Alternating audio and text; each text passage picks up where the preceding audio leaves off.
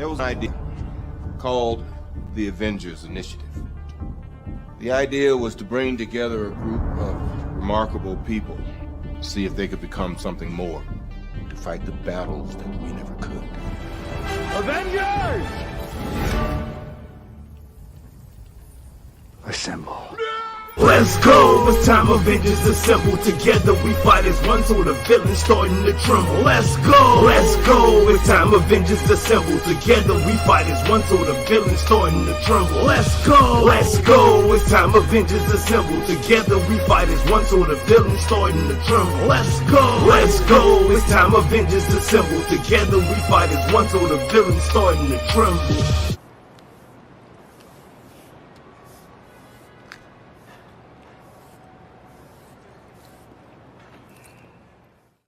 What's shaking, people? It's your boy Doom Killer HD, and welcome to the final Marvel's Avengers RoundTable. And we have a star-studded cast.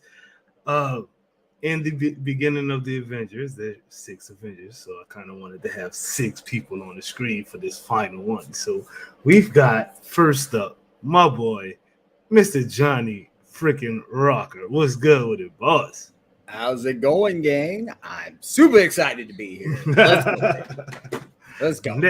Next up, we've got, as Captain Tate calls him, Moneybags J, and he hates that name so much, so we're not going to do him that. We're just going to call him Plushy Thor tonight. Plushy Thor, let's go with it, J Shock Blast. You can't not go with that name and start off with that name. I had to, yo. This is the last roundtable. Jay, come on, man. Let's go. Next up, we've got somebody who literally has only been on one roundtable, but he does his thing, and we love him even more for it. So welcome to the stream, Mr. Bob Duck and Weave. Hey, man. Look, you stop planning these things at freaking midnight. I'll come on more of them, man. Jesus. I know, dude. I know. I was so you tired. Two can be further apart. That's the thing. Look, just everyone move to England. It'll be fine. Okay, don't worry about it. Just at least my time zone, bro. Hey there, man. Thank you for having me. Yes, indeed. Yes, indeed. Next up, we've got the Gear Master himself, none other than Fate Walker. Hey, gang, how's it going? Long time no see. What's good with it, Fate? I mean, I guess I do have something to tell you guys, but we'll wait a little bit later for that. Sounds good to me. Yeah. And lastly, but not leastly, your friendly neighborhood spider dork, my dude, Slight freaking Stardust.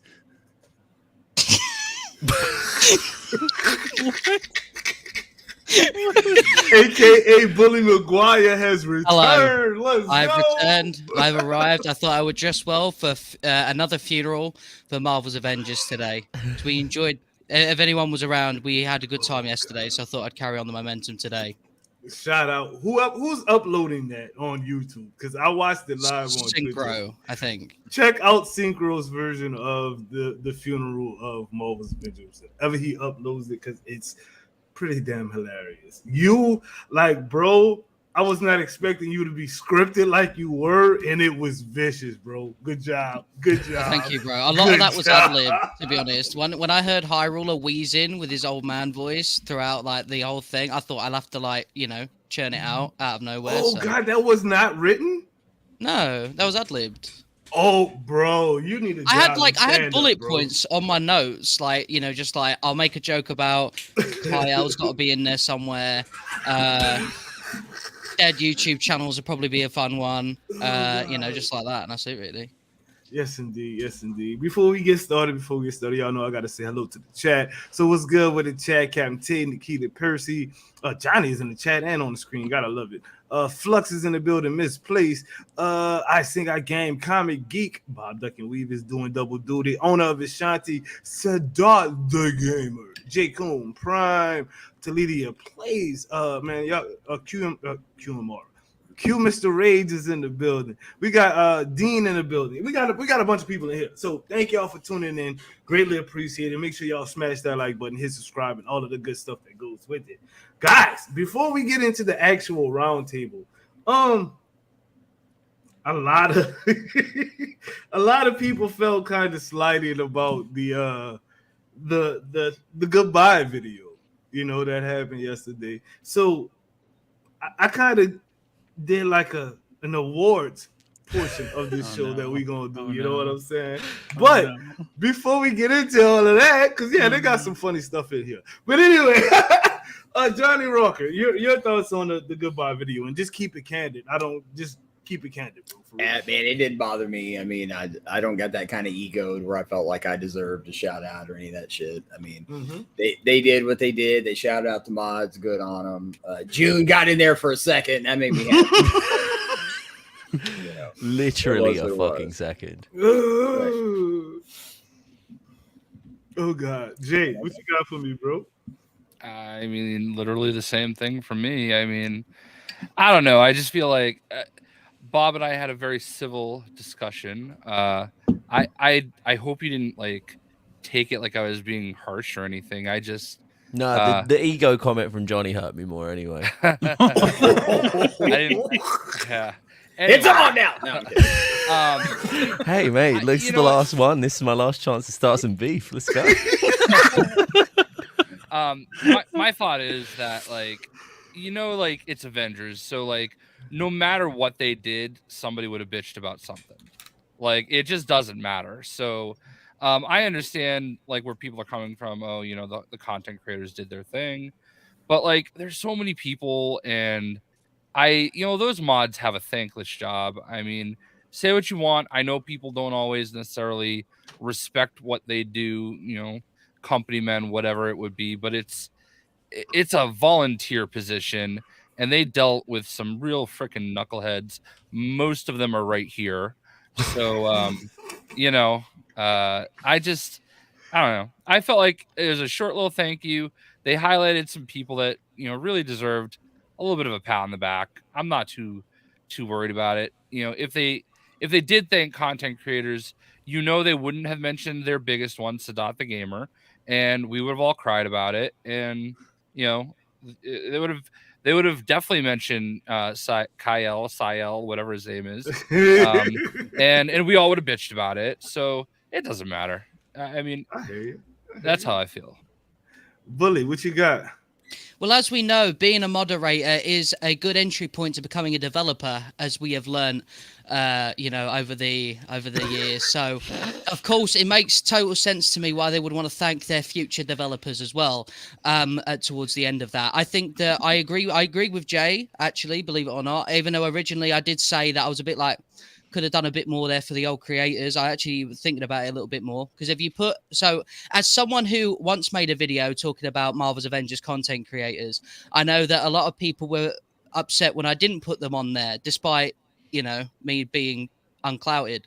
So, right. So imagine that on a video like this, right? If you don't have like every single creator that's ever done at least one stream of Marvel's Avengers, it's game over. Do you know what I mean? There's going to be some anger there, like you.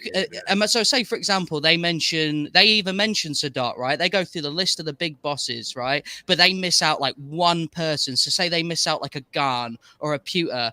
Whoa, you know what I mean? But they still would have made the effort, but it still wouldn't have been fair. So I can understand why they just went, you know what, we're not going to risk it. That makes sense. I think they should have just named everyone but Bob and just called it a day. I'll take it. Fate, what you got? I would have liked our mods, and then maybe just a little bit to our creators, and they had videos, because we gave them that thank you video a while back. They had videos of a lot of creators that had sent in the thank you and the anniversary thing. They could have reused that, or at least those images. I would have been totally okay if I wasn't in it, because I prefer not to be in the limelight all too much anyways. However, I did catch the fact that they added Loki at the end there, and we all know where I'm going with this. We know that Ultron is really the Roy is really Loki. Like that, they're just giving that was. I really felt like that was for me. I felt like that was for me. You in this Loki, That whole human being Fate will never is let just it for go. Fate. The game to hit the funeral and everything. Fate is like Loki, baby. Still I, looking for I Easter caught it. I eggs. caught it. Right, dead center. I caught it. Right there in the middle of the whole all the moderators. I know. I got you. Thanks, Crystal Dynamics. It would have been But really what nice you- if they just put like a post-it note on Roy at the end when you walk past him, just so we just knew where it was going. You know, just a little Loki Just a name winky tag. face. Bob, won't you round this off for us, bro? Dude, why you leave me to the end, man? Everyone's Because against me. yo, like you was the first person that I actually saw on Twitter that was like, you know what, you know what I'm saying? So I'm like, you know what, go ahead, Bob. Look, I'm gonna let you hold it. I think one of my things was, and I think Fake touched on this, right? They asked us for clips from people in the community. We were asked for this prior to the announcement, which Miller forced their hand on. I can't believe he'd do something that horrific. And obviously, so they were going to do something with the clips at that point, right? That was the plan. And when that didn't happen, we were told that they were going to prepare something, including the content creators and doing things. And the assumption there was they were going to use these clips because, just to clarify, we didn't just send clips from us. We sent clips from everyone, like everyone we could get. They weren't necessarily in the Illuminati. I even sent one of everybody who left, like I sent one of Johnny's, I sent one of Jay's, and like all the, I include because that was important to me especially because if you guys, I won't go into it because I know Jay doesn't really want to talk a great deal about it. I've talked about it. It's fine. Oh, you talking about? Okay, cool. Yeah. But like Jay I didn't want to make and a big Johnny, deal about it back then. yeah, but these guys stuck up for me when realistically, I mean, for me, I was like, it was very much like I wanted to get the apologies from them and direct from them, and these guys stuck up for me. I'll admit I wasn't even in, like, I was putting my child to bed when these guys were like sticking up for me, and I wasn't even aware, and they were so awesome about it. And I was like, it'd be really nice if that whole thing of them including them would be like, hey, you know, we're actually going to include these people in this. And that, I thought that would be a real cool thing to heal a rift, even if, you know, whatever. And my biggest thing is like, after all of that, and by the way, just to take it like, and I said this in my tweet, and I said this when I put the tweet up, the mods 100% deserved, like, whether you agree with the mods, whether you had arguments with the mods, whether they banned you from a Discord server, whatever, they, as you say, it's a thankless position. Like, they 100% deserve the shout out. My only thing was with the entire thing, the way that a lot of that program was run was so shoddily done, and probably one of the worst I've ever been a part of, but one of the ones that I've stuck out the most because how I've covered this game. This is the game I've covered the most in my entire content creation career. I did variety before, just different game every week. This was the one I focused on. And I was there like right from the start and really like tried my best at every single point to try and put a good positive like image on like what the devs were trying to do. Not always just going, okay, oh, devs are perfect, but like trying to put a positive image on it and then feeding back all the stuff in the background, which is nobody sees, right? Nobody sees like the feedback that like, especially I remember Johnny and Jay are really fighting for a lot of things, especially Johnny when it's all like solo players, all the stuff they've done now, by the way, Johnny. And all that stuff, and people fighting for that. But people are doing that in the background, like without, you know, not trying to get thanks for it, not trying to do it, just trying to do it because they wanted the game to work. And for me, that's a professional relationship. You are working towards something. Now, if I'm at a job for 2.5 years and I'm doing those things, and I'm not doing them because I have to do them as a content creator, because as a content creator, you don't have to go back and report bugs and do these things. You're doing it because you want the game to work better, you want it to do it for your community, and you want to do it because you want the devs to be able to create the best product they can. That's a professional relationship to me. Now, I'm not talking about if I was a hobbyist or anything like that, but if you have that professional relationship there, I think if after 2.5 years at a job, you turn around and they're going, we're closing down, by the way, and they just go, bye, everyone. That's not, for me, I don't know about it, and again, that's just how I feel about the situation. I'm like, okay, well, that kind of sucks. And that's all I was like conveying it. But it was kind of synonymous with how the whole thing was run and how people were treated in that program with not any real respect, but asking for a lot in return. Oh, you tell us how the bugs are going. You can't do this kind of content. You can't do this and that and the other, despite 100. Just to put it in the context, I started covering Destiny a month ago, 6 weeks ago. Destiny, my first video was a cheese video. Destiny sent me an Xbox controller, a custom Elite 2 series Xbox controller. because they know it's gonna bring it's bringing eyes, and they care about people creating content on their game. Wow. They're like, okay, well, we can take that and we can use it. And they were like, oh, we can use that to like create we'll eventually create a fix. But they work with the community, they work with the content creators, and they respect them for this, that, regardless of what they're doing, outside of, you know, intentionally maliciously leaking things and doing things. That's fine. Yeah, and that for me. And then I was at the end of it. I was like, after all of that, they could have done a wall of names, because I'm not being funny. Like, you can have, I do graphics for a living. You could just do loads of names and just tons and tons of names. And like you say, you're always going to piss someone off, right? You're always going to piss someone off. But it'd be nice to not just ignore everyone that's put the effort in. Right. That was my point. I wasn't sitting there going, oh man, they didn't thank me, Bob Duck and Weave, because I'm really fucking important. Like, it wasn't even for me. And the one that irks me the most to this day that you never got a mention was Doom. And I said that in one of the replies to things. Like, that still annoys the absolute shit out of me. Sorry. Try not to No, you're cool. They changed the rules. We're good. Just wait for half an hour. We can just like Stardust starts like cracking his knuckles. I was doing that actually. That's really funny. I was doing that a minute ago. So yeah, to the point, it was never about me getting a thank you for that specific thing, because all the people that I wanted to get a thank you from, Kat, Nell, Andy, and all of those, I already spoke with those guys. AJ, Alex, all those guys, absolutely cool with them. The idea that the game didn't thank content creators and gave Lejeune, who was one of the first people like creating a ton of content on the game and like really focusing on putting loads. I know Sadot obviously is like, and I know Sadot's had like some rockier bits with him, but June's never really like tried to cause trouble or cause them any trouble in any way. And he got a second worth of a clip. And it was one from Cloning Labs where he was like, ooh, there are like tons of better things. It takes you 2 seconds to go find a good clip of Lejeune like getting hyped about this game. In fact, they already had them from the previous. Yeah, I was like, there's a billion clips of June just hyped. It's like, what are you doing? Like, dude does like a freaking 6 million thunderclap. Use that, like something, not a bit where he's trying to get through the bit of Cloning Labs, which, as I recall, he was like, oh, well, that was a bit shit. Yeah. Like, get a good clip. There are literally, the content creators have tons of this like material about, but it shows the lack of care, and that's what got me, and that's what made me write the tweet. Because usually I wouldn't. I just gone whatever. But yeah, I was that pissed me off. It was the lack of care.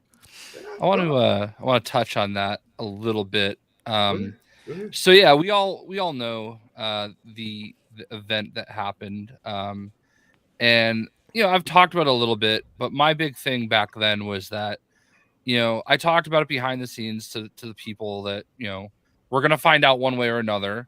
You know, I saw the way that, I mean, Bob, you got like railroaded there. Like, that was really, it was BS what they were trying to like do to you. And I'm just one of those type of people where like at some point enough's enough. So I just said my piece respectfully.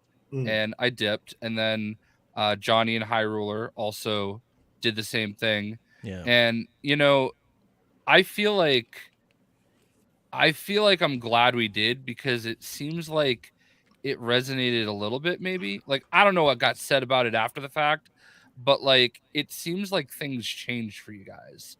Like that program was dysfunctional for sure once Nell, Kat, and Andy were out the door. Yeah. Like, I just feel like they got left with something they didn't want to do, they didn't know what to do with, and didn't want to do anything with it. Yeah, but they also kind of like, they expected us to like toe the line for them, and it's like it was such a detached thing. Like the video that let's just say it, the video that Brian bitched at you about. Is something that literally we all made a video for when the game came out. And that was the point you tried to make. It's like, dude, like, this is nothing new. And by the way, you guys put this in the game respectfully. Yeah. And respectfully, this is the way that we tried to like play the game. Like, I don't know, man. Enjoy the game. I think that's the key thing. Because it made it enjoyable. It really did. We literally were just showing them, hey, here's how you skip this completely unnecessary part and get to the part you want to be at, because you've already done all this 8 other times. You know what I mean? So I don't know. I don't know. I agree with you because like the thing with me was like, wait, if me as like from my design background, I would go, okay, that's functionally an issue with what we have. Not how do we stop you telling other people about it, but how do we fix the issue, right? Like how do we make that enjoyable Let the issue or meaningful? stay. You just can't say anything about the issue, good sir. And to be clear, all Bob was doing was he made a video showing people how to take advantage of the gear vendor to like get your power level up. Like let's be real here. That's not exactly dramatic stuff here, and it's certainly not something to like throw a hissy fit over, which is what happened. I just do feel like it. In full disclosure, we do need to let you guys know that Bob did submit all of his thoughts and conversation tonight for approval. So he has been whitelisted tonight. I think that's an inside joke, Johnny. I don't know if the people know about that. Anyway, I just can't believe Bob messed with Loki. To be honest, that was crazy. Bro, Bob got the power, bro. So let me go ahead and tag on to that real quick. Me personally, I did not even expect them to give a thank you video, knowing the way their communication has worked throughout the entirety of the game. To be honest with you, I thought that the Sandra side video was it, and that was the thing, and it was gonna be cool. It was actually cool to see the mods get they shine on you, dig. Like I'm cool with a few of the mods, you know what I mean? They do that shit for free. Like I could. Nah, like just being a content creator is too much sometimes. I couldn't imagine being a mod in the toxicity that them dudes dealt with. So big ups for them for getting they shine on. I expected to see more than 2 seconds of content creators in the video. That was kind of weird, but at least it was content creators of color. So shout out to Lejeune and shout out to King. You know what I'm saying? So. At least I got that to go. And as far as I'm concerned, bro, like I gave up on Avengers as far as them ever showing me any kind of love a long time ago. When I had a certain dude that was in the Illuminati, literally talking shit to devs about me. You know what I mean? Like, oh, you want to stay far away. Like I had devs literally tell me that. Once I knew that happened and it already got up to the uppers, I knew there was no chance in hell. You know what I mean? I remember Johnny was like, you know what? I'll stream Avengers for 5 days out the week if y'all break no. I DM Johnny. I was like, bro, don't even do that. Like, you know what I'm saying? It's never gonna happen. So I'm like, I'm done with it, to be real. You know what I mean? But let's get on to this award shit, y'all. I mean, hopefully y'all don't mind being up here while we go ahead and get y'all opinion on. I want INH Gamer to win every award, or just don't do it. All right, let's get it started. YouTube Content Creator Award for Marvel's Avengers. I'm gonna ask the people on the panel before I actually get who the winner is. So who would you think that would go to, Johnny? Sadat. I think Sadat had consistent, amazing numbers from the minute he stepped on the scene and was always honest. Credibility was right there. So I gotta go with my boy Sadat. Jay Shock last. FK Flavius King. Stardust. Now I know this isn't going to be right because bro doesn't like giving himself any credit, but I'm gonna have to say Doom Killer HD. No way, no way in hell. See, that's what I mean. It's ridiculous. Fate always leaves. Why does he leave in the middle? I think Jay killed him. I think he's on the floor right now. I don't think he's left. He's just out. He's dead. Oh, he's literally dead. I think that shield in the wall took his ass out. So I was gonna say like I think Sadat like is like a big one, but I'm gonna change because we already had Sadat. I'm gonna say someone different. I'm gonna say Cash. I'm gonna say Casual Avenger, just like same on it, being honest, being really positive where he can be, looking at the bright side of things. Like Sadat's a troll as well, so like I'd much rather it to go. That comes from like decades of experience. Why he's so positive, to be honest. Centuries. Fade Walker, YouTube Content Creator Award for Marvel's Avengers. Who would you give it to? Nominees: Casual, Sadat, and Doom, with the winner being Sadat. Very close on all accounts, but that's where I'm at. Well, the winner, gosh, you two on the bottom are crazy, y'all.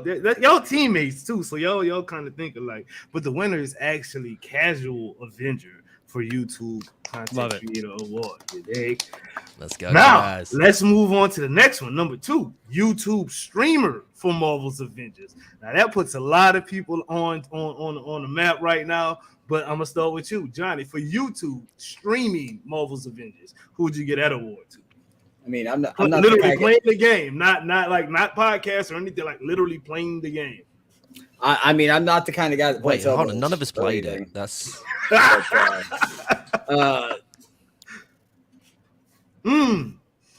Jay Shockblast, who would you give the award to? Godslave.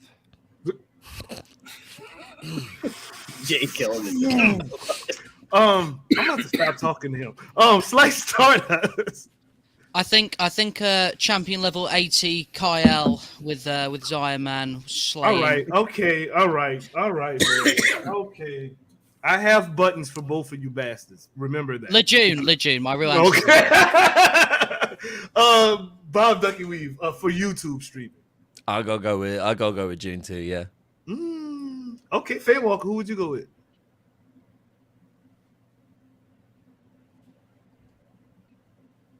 You're muted. Do you think he knows he's muted? You're so muted. I think he totally disagrees. Calm down. I was gonna go with Cash, but he's already won her award. And I'm gonna go with Cash because he's already won her award. Mate, you gotta be careful. His old man arthritis will not hold 2 awards. All right, you gotta be careful. What kind of like old ass coins is he giving you as a reward? It's just like this one's from 1832. Plushies himself, Mr. Jay Shockblast. Make sure you cop a plushie from him. Jay Shockblast, as far as streaming the Marvel's Avengers game, he was on it every week with his store, showing off the new skins. Like, he literally paved the way for me as streaming. I looked at his stream and was like, his shit looks fucking great. I got to get off this PS5 stream and get a damn Elgato. So Jay Shockblast definitely gets that one. Now, next up, Twitch streaming Marvel's Avengers. Jay Shock, Johnny Rocker, who you got for this one? Pewter Odin. That's such a good one. That's such a good one. That man, dude. No matter how negative shit got, no matter how mad everybody was, dude, Pewter was there day in, day out. Didn't matter if it was 5 or 500 watching him. That man brought the same energy and the same vibe, and I respect that hustle. Yes, indeed. Jay Shockblast, Twitch streamer for Marvel's Avengers. I've run out of bad guys. They've all been said. So I guess let's give it to the bass man, Mr. Thunderclap himself. June. June.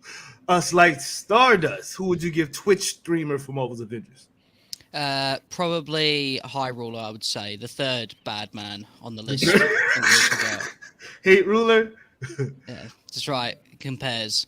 Bob Ducky Weave for Pewter, Twitch, by the way. got, bro? You said you got all the bad ones that streamed on Twitch, but I'm pretty sure I realized that I see what he's gonna do. I realized June actually switched because I watched loads of Lejune's videos on YouTube, but he's actually he streams on Twitch, and I'm being stupid. So June, I'm going for June for this one. Fate Walker, who you got? Pewter is one of the most positive people, and anytime I was feeling doubt about Avengers, I was glad he was there for me. But holy Lejeune. Well, guess what, guys? Pewter Odin was actually the runner-up for this one. But Lejeune, dude, anytime Lejeune streamed, that game's like profit made money. Like, dude, he was a monster over on Twitch. So Lejeune is the Marvel's Avengers Twitch Streamer Award recipient. Best Avengers podcast. Johnny Rocker, who would you get that to? You said I'm gonna slap you. I was doing no, not me. He didn't say a good point. Jay Shockblast, who you got? What the fuck did they call that FK stuff? That was clearly no. They listen. He had me on before you, so Oh, I'm not mad at that. Slice start. Wow, Johnny, that's another insider that you killing me. Slice Stardust, best Avengers podcast. I would say the best one of all time would be the Avengers RoundTable Disassembled, which is happening right now. Like the stream immediately, everyone. Fate Walker, who you got, bro? This podcast has been one of my most favorite ones to watch. Especially, I don't watch a whole lot of podcasts just in general, but I will definitely come and watch this every week after it's come through to see how everybody's doing and follow up everybody. So it's got to be this one, and you better give it to yourself. I can't. Bob Ducky Lee, who you got, bro? See, I just wanted to be different at this point. I actually remember the first podcast I listened to was Star and High Ruler, like talking about the game. And that's the winner. It's gotta be. It literally has to be the one that they were the first ones I listened to, but I'm so glad that ended and I got to listen to you instead. High Ruler and Stardust. Like, boom, that's the winner. Like, you know what, Bob? I think I understand now why they didn't like you so much. Why am I in between these two? I don't understand. I don't think it's related to any bugs at all. You know, ladies and gentlemen, next on the next creator clash. I told you I came in and started beef. Team deathmatch with create. Okay. I'm actually scared because Star's been like going in the gym and he kind of lives near me. I want Doom to know that I'll be doing arm curls with my award trophy to prepare for this inevitable clash. Congratulations, baby boy. You got that. Most watched Avenger. No matter what platform it is. Who you got? I think it was Sadat, right? Sadat was doing monster streams, man. Monster streams. Jay Shotblast, most watched Avenger. I can't be biased. All right. I want to talk about my podcast partners, but that's just bias, and I would never do that. Plus, although I might get called a bigot for not doing it. So let's face it, I'm gonna get called a bigot either way. Sadat. Slice Stardust, most watched Avenger. Probably Casual Avenger, because I got too lazy and decided to just take the news from his videos instead.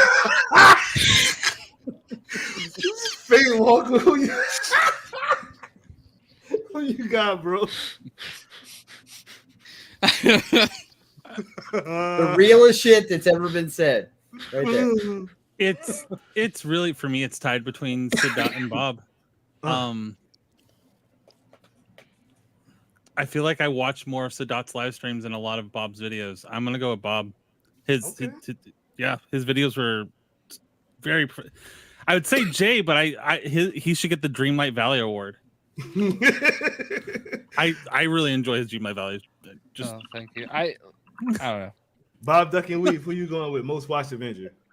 Are we talking about like who I most watch, or just like who would you think the most watched is? Who you think the most watched is? It's Sadat. Come on. Like, don't get me wrong. Like, there's amazing creators in this community, but like, man's on another level.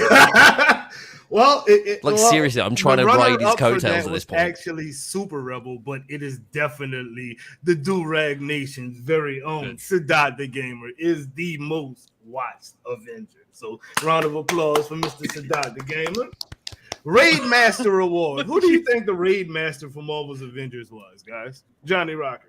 I mean, the man was using macros, so I'm saying, but it's probably going to be Macro Duck and Weave. It's probably the man. Jay Shotblast, Raid Master. What do you think that was? Action was what I meant to say. I want to give a shout out to my man Pewter Odin, who was always there for me when I needed somebody to get me through it. So Pewter, I mean, obviously Sadat got me through a bunch too, but I think Pewter was always the one that was just readily available. So we'll go with him. Okay. Slice Stardust. If I ever needed to get through a raid, I know that someone I can call is Jon Snow. You know what? I went through a raid with Jon Snow, and that was the best raid I ever played.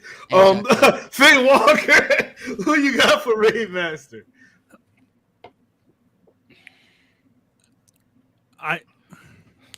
Carranza. Ooh, good shout. Good shout. Bob Duck and Weave, who do you roll with, babe? Well, I was surprised no one mentioned it because chat's going nuts about it, but I never really watched him too much because it's timings. But Bry, like, man's got more completions under his belt than anyone I know, and like, I think he was just doing them in his sleep at one point. So yeah, I'm going for Bry. And the winner is Struggler Bry. Dude, Go. Do I get an award for getting the right answers? Like, I'm acing this. That's the end reward. Is how many you got right. Maybe I should have done the like, goodbye Struggler video. Bry was doing love the me some raid with Struggler Bry. randoms, bro. Like helping randoms through the. I was like, yo, you're a beast, bro. He did it with almost everybody in the community. He was the raid master, man. He was the raid master. So big shout outs. Another round of applause for the man, Mr. Struggler Bry. This one is a cool award, I think. Best concept artist for Marvel's Avengers. Who would you go with, Johnny Rocker? Man, Sonic Photo did a lot of really cool stuff. I liked a lot of his artwork. Jay Shotglass. I'm gonna be real with you. I was not listening. What was the question? Best concept artist for Marvel's Avengers. Best concept artist. So many. I know. Let's give a tip of the cap to Carrot Scraps. I know I saw him a lot. Okay. Concept artist, Slice Stardust. I think the developers that worked on character art probably did the best concept art for the game. I didn't ask Bully. I asked Stardust. Bro. I'll say All Father. How about that? Okay. For Faye Walker. God damn. Just to also help him not get banned for posting any more things that Doom's against, I'm gonna go with All Father. Bob Ducky Weave, who would you go with? Miller, because clearly everything he was talking about was just. No, Fair play, we can't fair go play. with That Miller. was I don't know. Nah, That was like a concept. all seriousness, like I love All Father's stuff. Like, Yeah. dude's done some amazing things. So I'm going there. Man, that's Bob. How many have you gotten right so far? Because that's another one for you. I'm pretty sure I've only got one wrong. So It's definitely All Father. I mean, from in-game concept to character concept to just what he wanted to see, what he thought was cool. The dude did his dang on thing. So shout out to All Father. A round of applause for that dude right there. Best GFX and posters for Marvel's Avengers. Oh, stop putting me at the start, man. I'll get them right before everybody. Johnny Rocker. I mean, like we're talking about screenshots and stuff, right? No. This is like original poster art, like GFX, cool stuff that they've made themselves and say, "Yo, this is Marvel's Avengers today." I thought Suki did a lot of cool stuff. So really Suki's did. very, very talented. He gets no shouts. Okay, who you got, Jay? Well, I mean, Rock Rider. Literally, I paid him money to make to do stuff for my logo. So I'm gonna obviously go with Rock Rider. Star? Not I Bully, mean, no- Star. okay. I mean no disrespect to absolutely anyone, but Rock Rider is like up here, and we're just living in his world. Do you know what I mean? Like, we're just visitors. Yo, who you got, Faye Walker? Riffian. Ooh, With I Riffian forgot Gaming. about Riffian. I didn't even put him in the top two. Damn, Riffian is a monster. Holy Whoa, cow, yeah. Riffian is a monster.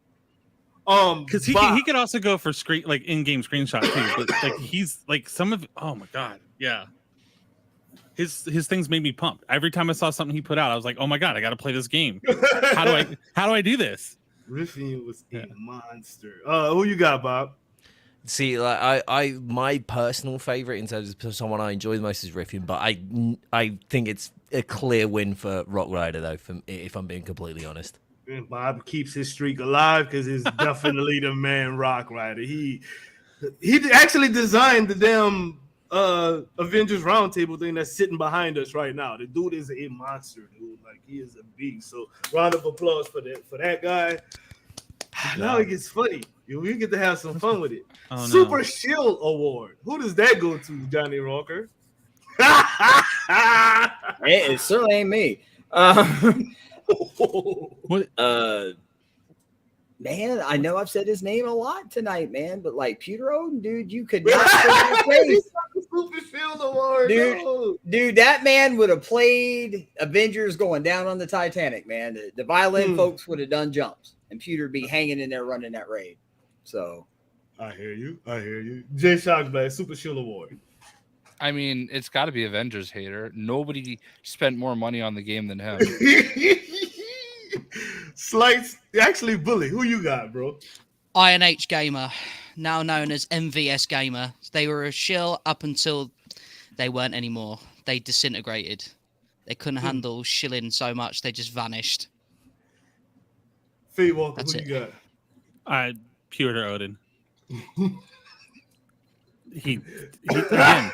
Why y'all saying, bro, leave Pewter alone, man? No, but I'm looking at it as a positive thing. Me too. I wasn't talking as negative. If we're talking about Like someone a super who shield. is Y'all know what a super shield is, yo. Like someone like who loves the game and brings everybody passionately to the game and can't talk bad about it. I don't think that's this context.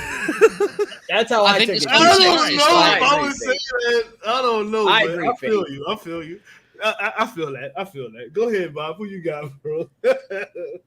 I mean, I want to keep my streak, but I don't think nobody's gonna get this one right. I'm going to say Sadat. Yes, I mean- I mean, if you're wanting Bro, that no way context, have you I picked got him. another answer.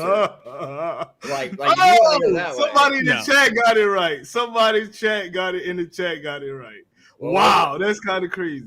Because it is definitely Captain T. If y'all don't know there you Captain T, bro, this man, I mean, 5 minutes ago, Captain T just posted a video of him running the raid or running the, what do you call it? Mega Hive. I haven't played that shit in like 20 years. So the Mega Hive, you know what I mean? Like Captain T loves this game.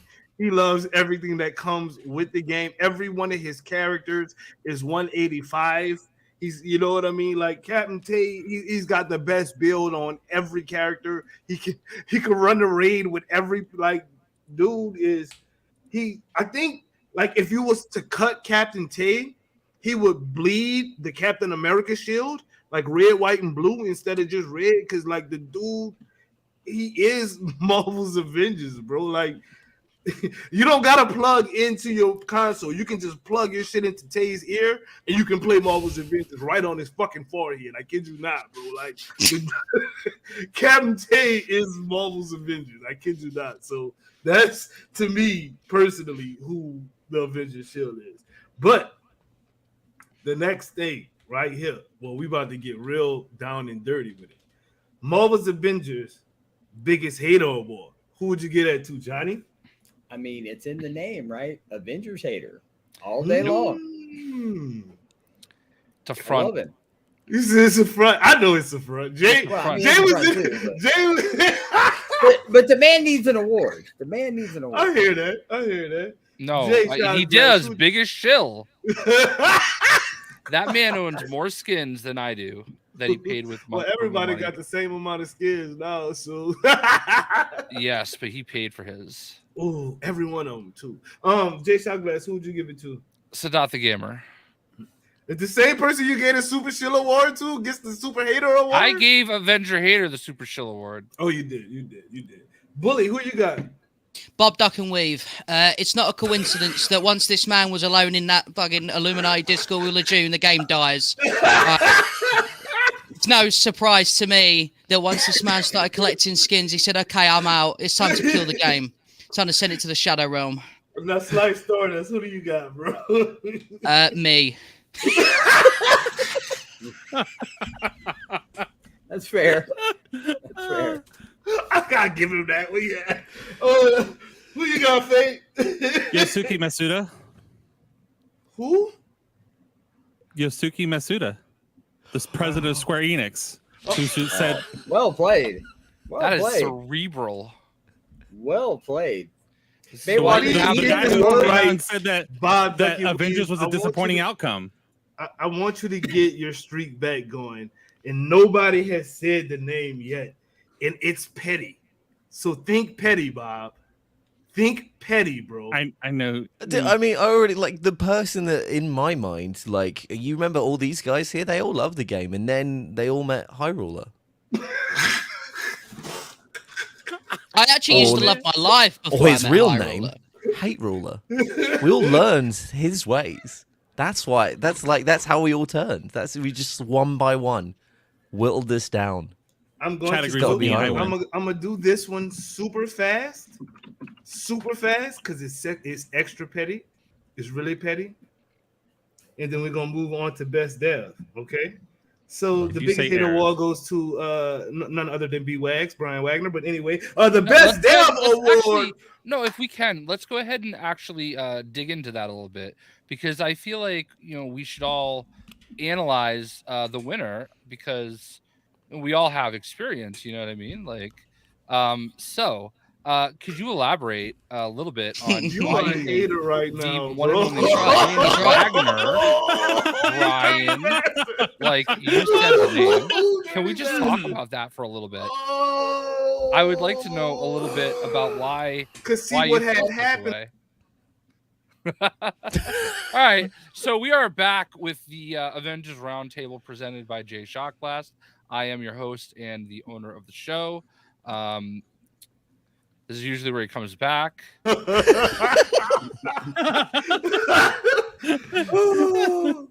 Y'all really? We're not doing that. No, Jay. You're not. All right, putting best me dev. over Let's there. go. Best dev award. Who would you give that to, Johnny Walker? Can we count community, folks? Because Andy can't get it. no, I ain't talking about Andy. I'm talking about Nell. Because Nell, although he was technically community, he would take any one of our concerns and go straight to a dev to get an answer, and would not come back until he had an answer. And I think that was awesome. Just straight dev is going to be AJ.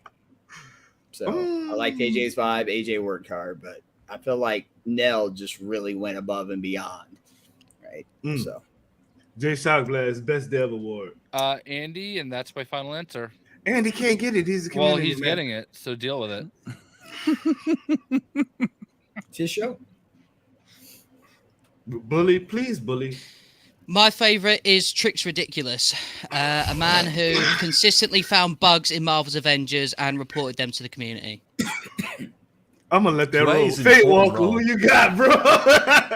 only because I didn't have as much interaction as all you guys did with AJ. Alex, 100% Alex, because of what he did to Gear, like what he had to deal with when he got that position, knowing what he had to do to get to that position, and then seeing what he did once he got there and all the stupid code he had to get through. Alex all day. Bob, who you got? Can I do what Fate did and do like my top three?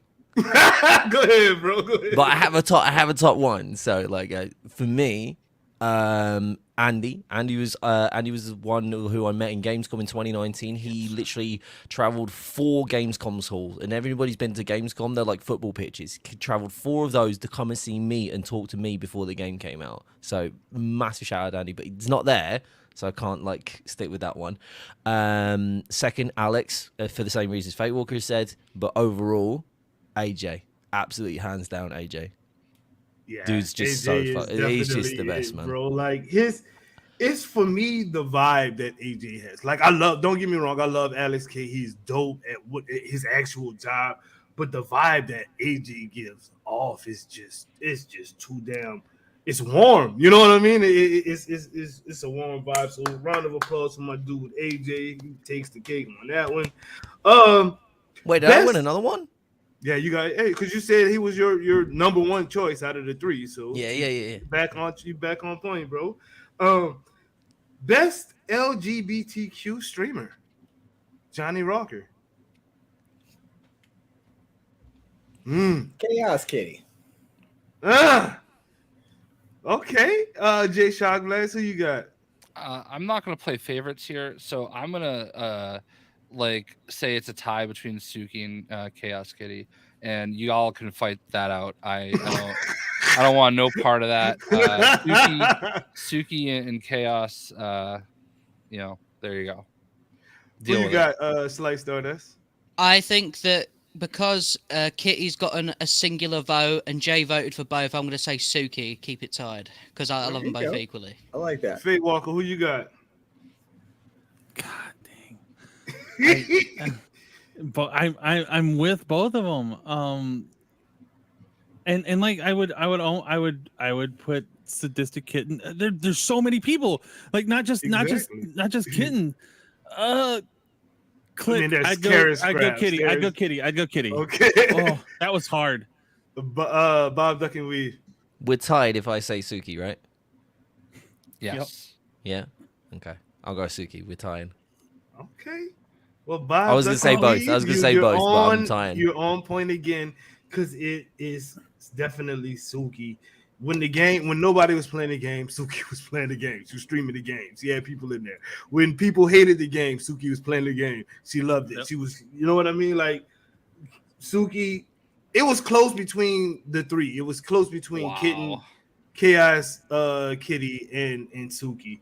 But Suki she never she's literally probably playing the game right now as we speak. You know what I'm saying? So, yeah. Still trying to get that cosmic roll on those scattershot arrows. So we're winding it down. Best guides and breakdowns for YouTube. Let's go, Johnny Rocker. Tricks giving you the daily cheese, chat. Jay Shotglass, who you got? Yeah, it's got to be Tricks. You know what I mean? Okay, if you say so. Slight Stardust. Well, considering that Trix is my developer of the game's life cycle, I'm going to have to give this to Bob Duck and Weave, who, as a fellow British man, I can actually understand what he's saying. So it's always nice to be able to follow. It's like clear on accent.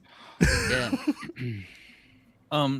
Just for the fact that I could re-stream it and not have to worry about DMCA because he uses the stream site, I would go Bob Duck and Weave. Bob, who would you go with? Tricks. The only reason I used a lot of them, but Tricks, I use that unit cheese. We all used it. Don't lie to yourself. I take my vote back. I would like to vote for Tony Bing. Well, Jay Shotglass, Tony Bing was the runner-up, but it's actually Bob Duck and Weave who is the winner here. So, round of applause for the man, Bob Duck and Weave. Still Bob. Dude, don't look confused, Bob. Your videos are on point. I watched them when I needed to watch them, bro. Like the way they were set up, the way they looked, you know what I mean, with the wording, with the stripes behind it and all of that. That's perfect, dude. Like that's a video you will want to go check out. So Bob Duck and Weave. Now, everybody knows who this is, so we just gonna give him the damn award. The best cheese videos award goes to who, y'all? Tricks Damn Ridiculous. Look at that boy, his props. He came through. Avengers Heart. Now, this is a person in the community that carried this game on their damn back. Who would you give that to, Johnny Rocker? I mean, I think it's the first time that I mentioned him, but I'm probably going to say Peter Odin. Who you got, Jay Shotglass? What's funny about that? What are you laughing at? It's obviously Pewter. That man, I'm so happy for Pewter doing well, man, because Pewter started as somebody in my chat playing Marvel Heroes, and I thought he was literally his profile picture for so long, which was this little Norwegian alien guy, and thought he was a white alien, bro. Yeah, it was you know what I mean, and I it's one of those things where it's so cool to be friends with Pewter now, you know what I mean? And he loved this game so much. He was always so happy, and he was mostly always happy and positive about it. So it's got to be Pewter Odin. Slice Stardust. Pewter Odin. Okay. And if it's not him, then you're wrong. All right. Okay, shit. Fuck you too. Hey Walker. I'm gonna be wrong here, and Pewter, dude, love you, man. Seriously, but I think the person who had to become the villain to try to make changes. Miller. Ooh. Bob Duck and Weave. Who you got? Now I'm conflicted. Mm. I don't personally believe you can give someone that clearly works for Crystal Dynamics it, so I can't say Miller. That would just be a bit cheating. I can't say you because this is your podcast, so I've got to say Pewter. It's definitely Pewter Odin, dude. Keeping your streak going, bro. Shout out Pewter, man. The dude, he loves Avengers. I mean, he's like to me, he's like the male version of Suki. Like they are one and the same. Like they are going to rock Avengers to the death of it. You know what I mean? Like so shout out to Pewter Odin. I love that bro cussed me out, even though he did choose Pewter anyway. Avengers' favorite son. Johnny Rocker, who you got? The fuck does that mean? Figure it out. Figure it out. Revealing? Who you got, J Shot Glass? Not you. Okay. I didn't ask you if it was me. I'm not gonna win an award here, sir. And I'm taking your award back and giving it to Stardust. Bastard, Good. he don't even stream. Good. Yeah. Avengers' favorite son. I don't know. Buwags? Fuck you.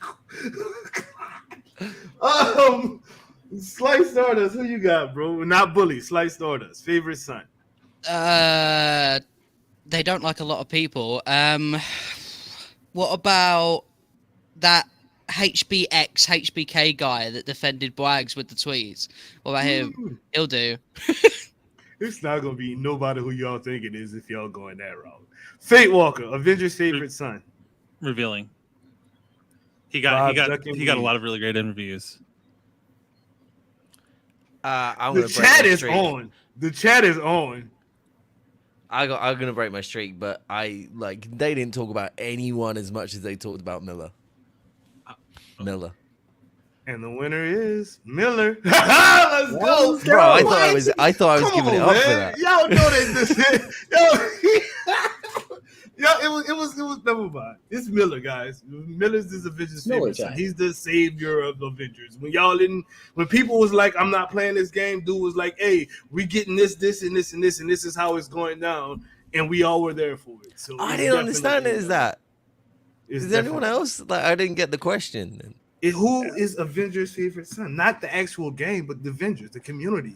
Who's our favorite person in the community? I didn't get that. I thought it was like a favoritism. Because y'all want to be on here for this portion. It was just supposed to be me, but I'm lazy, and I wanted y'all on here for y'all input, so y'all didn't get it. But I get that y'all didn't get it, even though Bob got it right without even getting it, because he's a fucking genius. Because he looked at chat. You can't say that on this exam while reading the cheat I don't look sheet. at my own Well, chat. how did the chat get it right then? Okay? How did the chat get it right then? And nobody. I can vouch. He does not look at his own chat. I don't look at my own chat. I know I'm looking give at the dudes. answers to Bob so he can get them approved through Crystal Dynamics, which then Miller leaked it to chat, and that's why chat got the answers. I can't even tell you how many times I made a great joke in Bob's chat and he did not even acknowledge me.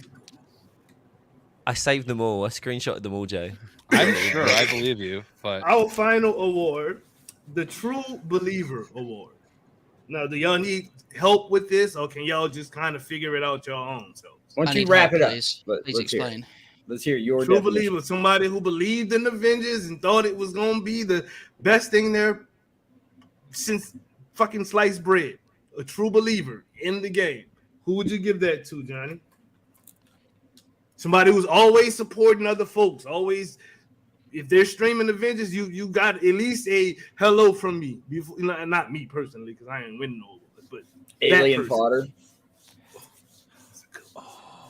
So we're basically going like top fan, kind of thing. Not really a fan, but just a support person. Listen, I just want to say Navaflow because Navaflow is literally in everybody's stream ever. So I'm gonna go with Nava. True Believer Award, final award of the night. I would say probably bot number 4 in the FK Flavius King streams. That is fair. That is I fair. can't really knock you for that. Now give me one from Slice Story. They always turn up, you know. I'll probably say, you know what? I'm going to say Struggle of Bright on that one, actually. Who would you give the True Believer award to, Fate Walker? It's very rare that I didn't see Alien. Definitely Alien. Bob? See, I was gonna like before you said like is like really like nice and you always see them everywhere. I was gonna say me because I really wanted it to work, but I'm actually gonna and again I'm gonna say Miller because like as much as everybody like gives him crap, like Miller actually was vouching for this game so hard and really wanted it to work. So I'm going Miller. I hear you. You lost your streak, but it is definitely the Queen Alien Fire, man. Like she's the True Believer, dude. She cried when Avengers, you know what I'm saying? Like she Dude, literally we cried said together. to me, It was great. Yeah. All right, y'all ready to get on to this real show, the actual roundtable now, man? Let's Yeah. get it popping. All right, Let's do welcome it. to the show. We've got Johnny Rocker. We've got that guy there with the W on his head. I'm Fate Walker. We got The owner of the Boogie show. McGuire, Slice Stardust, aka Hi. the dude, Fate Walker, and Bob Duck and Weave, and we about to get it popping. Past, present, and the death of Marvel's Avengers. Let's talk about now. These questions aren't. I want y'all to just talk. This is not regular style roundtable where I'm asking you questions like specific answers. I just kind of want y'all to give y'all thoughts and opinions and feelings on certain things. First thing is the Avengers project, which was the announcement of Marvel's Avengers. Johnny Rocker, what was young Johnny going through, feeling at that time when you first saw the Avengers project announcement? You know what I mean, with the broken shield and the messed up Mjolnir and all of that, bro. Unlimited potential. You know, like it set my imagination off in 9,000 different directions. And I was at a peak hype level immediately because I felt like this is going to be the thing that I want. Right. Is it?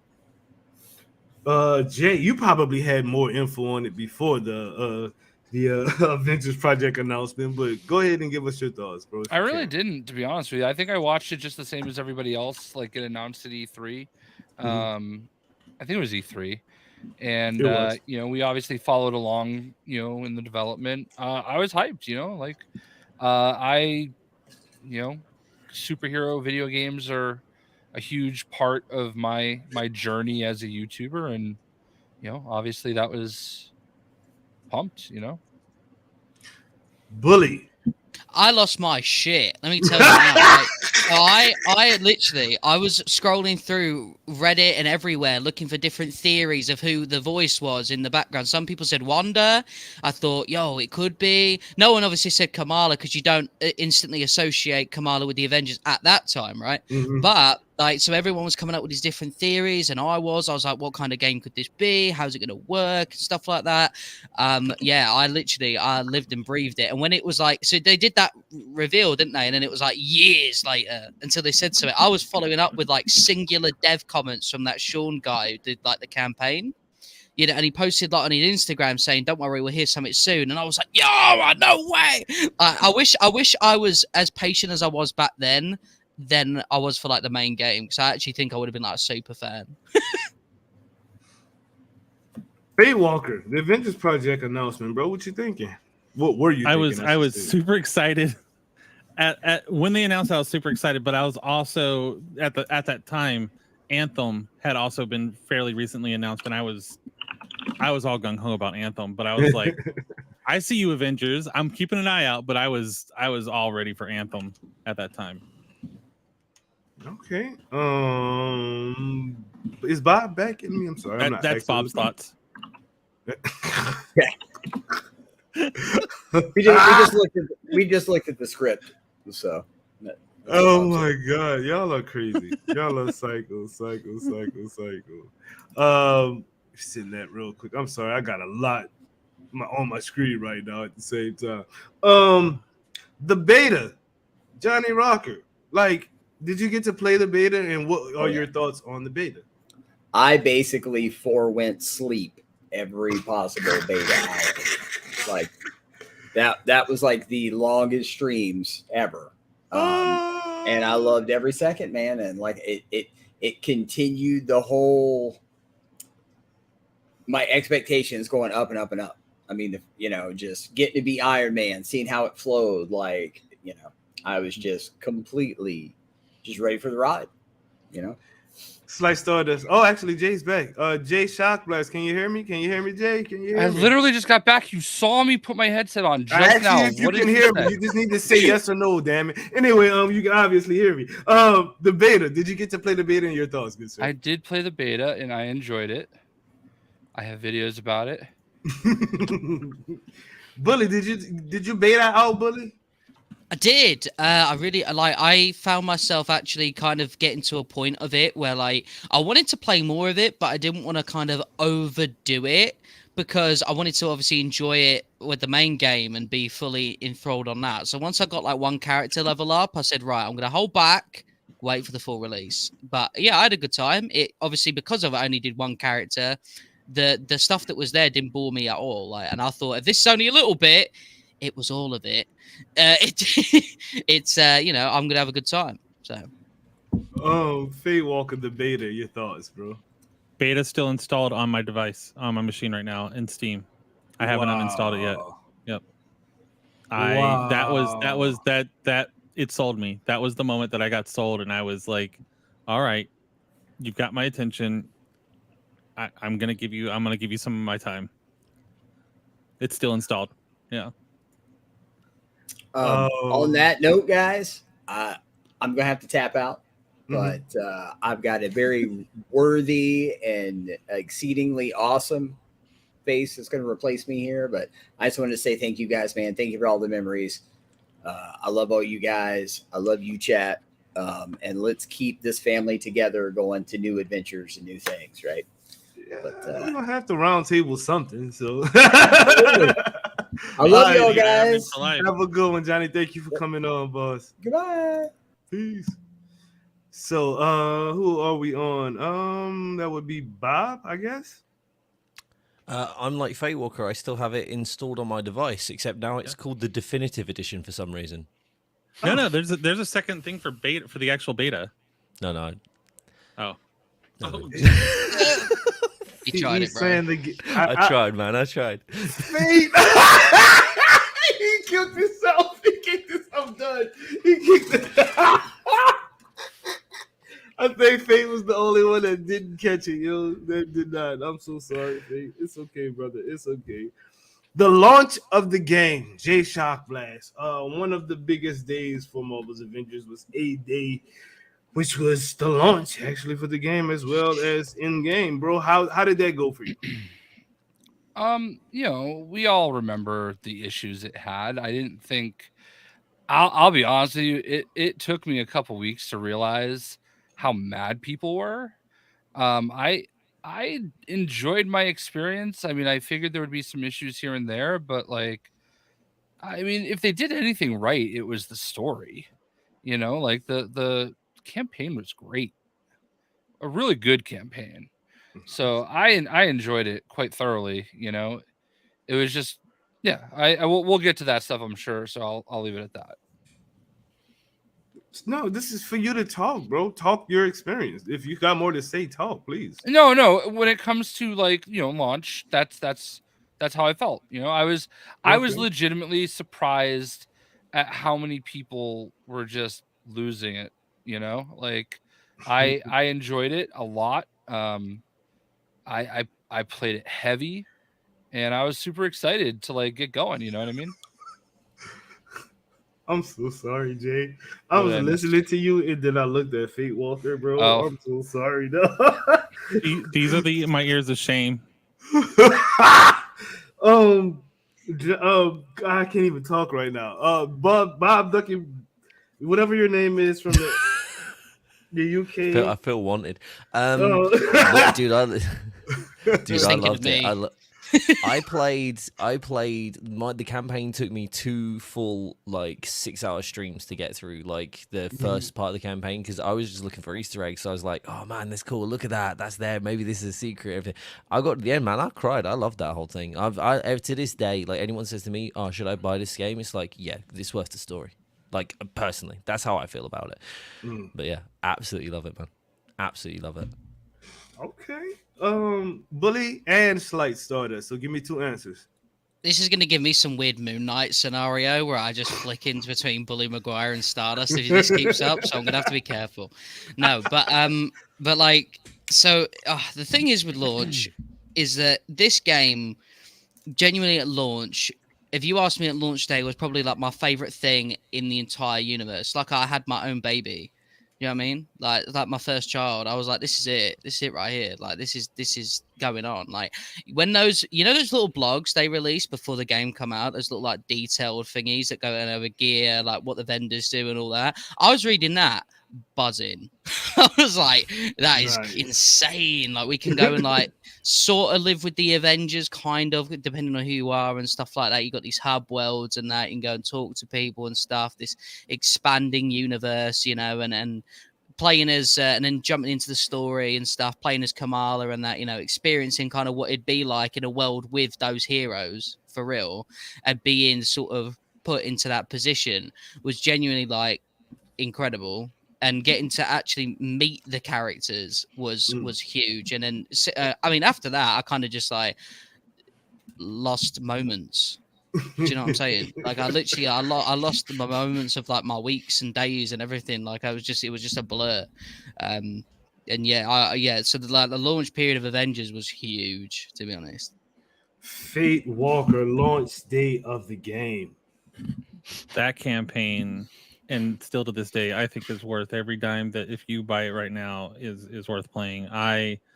From laughing when Kamala was drinking that freaking slurp drink while Bruce was driving and changing the radio to trying to save Bruce because he was about to die to the Sentinel. I freaking that yeah. And then I don't remember, just like Slice Stardust did, I don't remember Christmas that year. So much Avengers. I was so stuck on like, all right, we have Quake being mentioned here, and I started like just diving into the stupid lore and finding the little card in Tony's house that had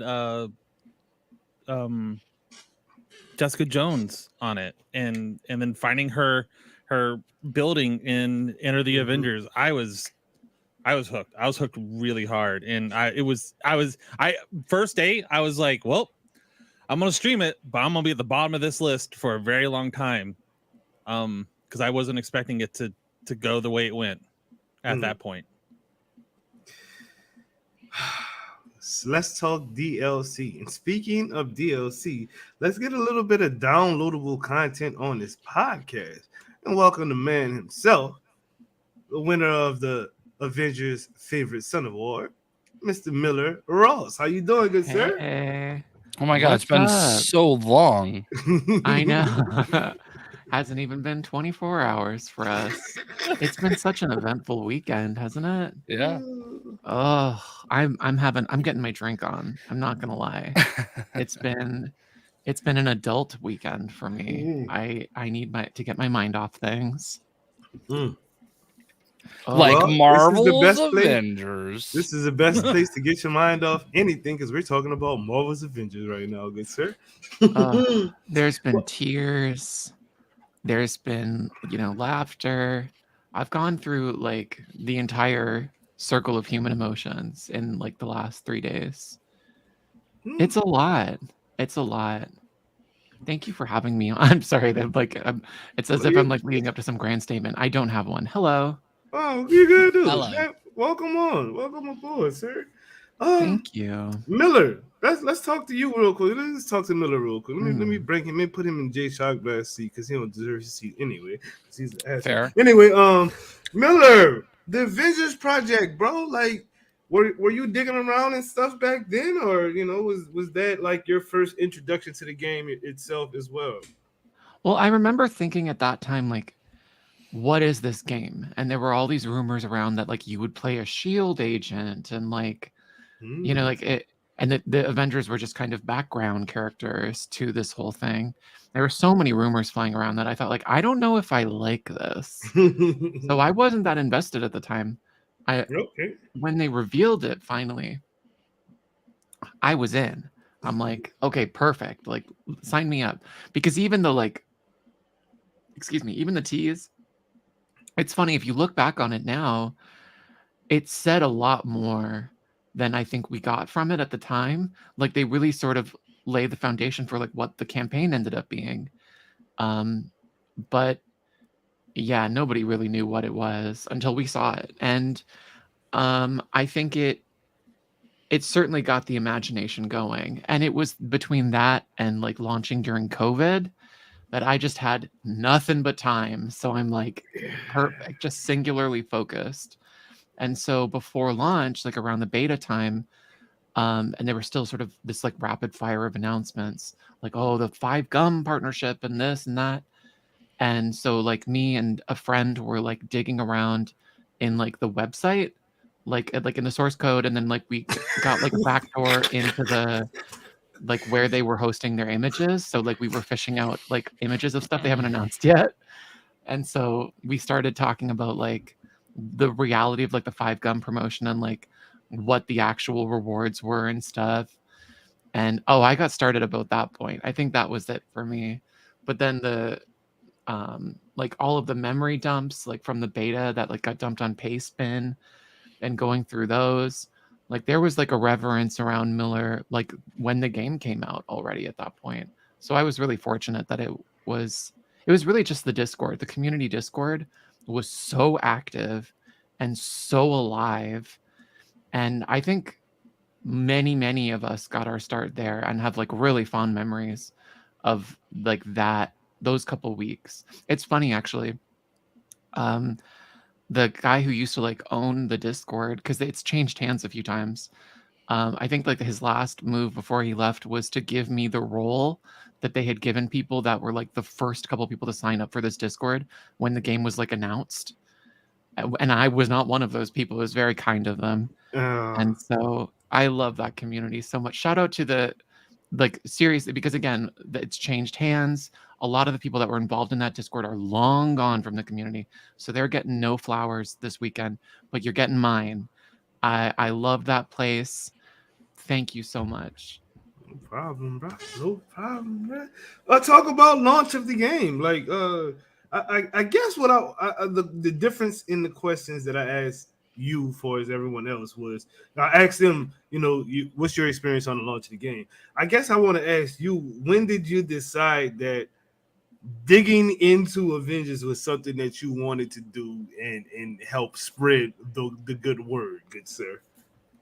Well, I think for me, like when like those memory dumps happened and they got like pushed onto Reddit, there was this like fervor around it, and everybody was I felt like they were like burying the lead almost. Like there were people getting attracted to things that were clearly misdirects.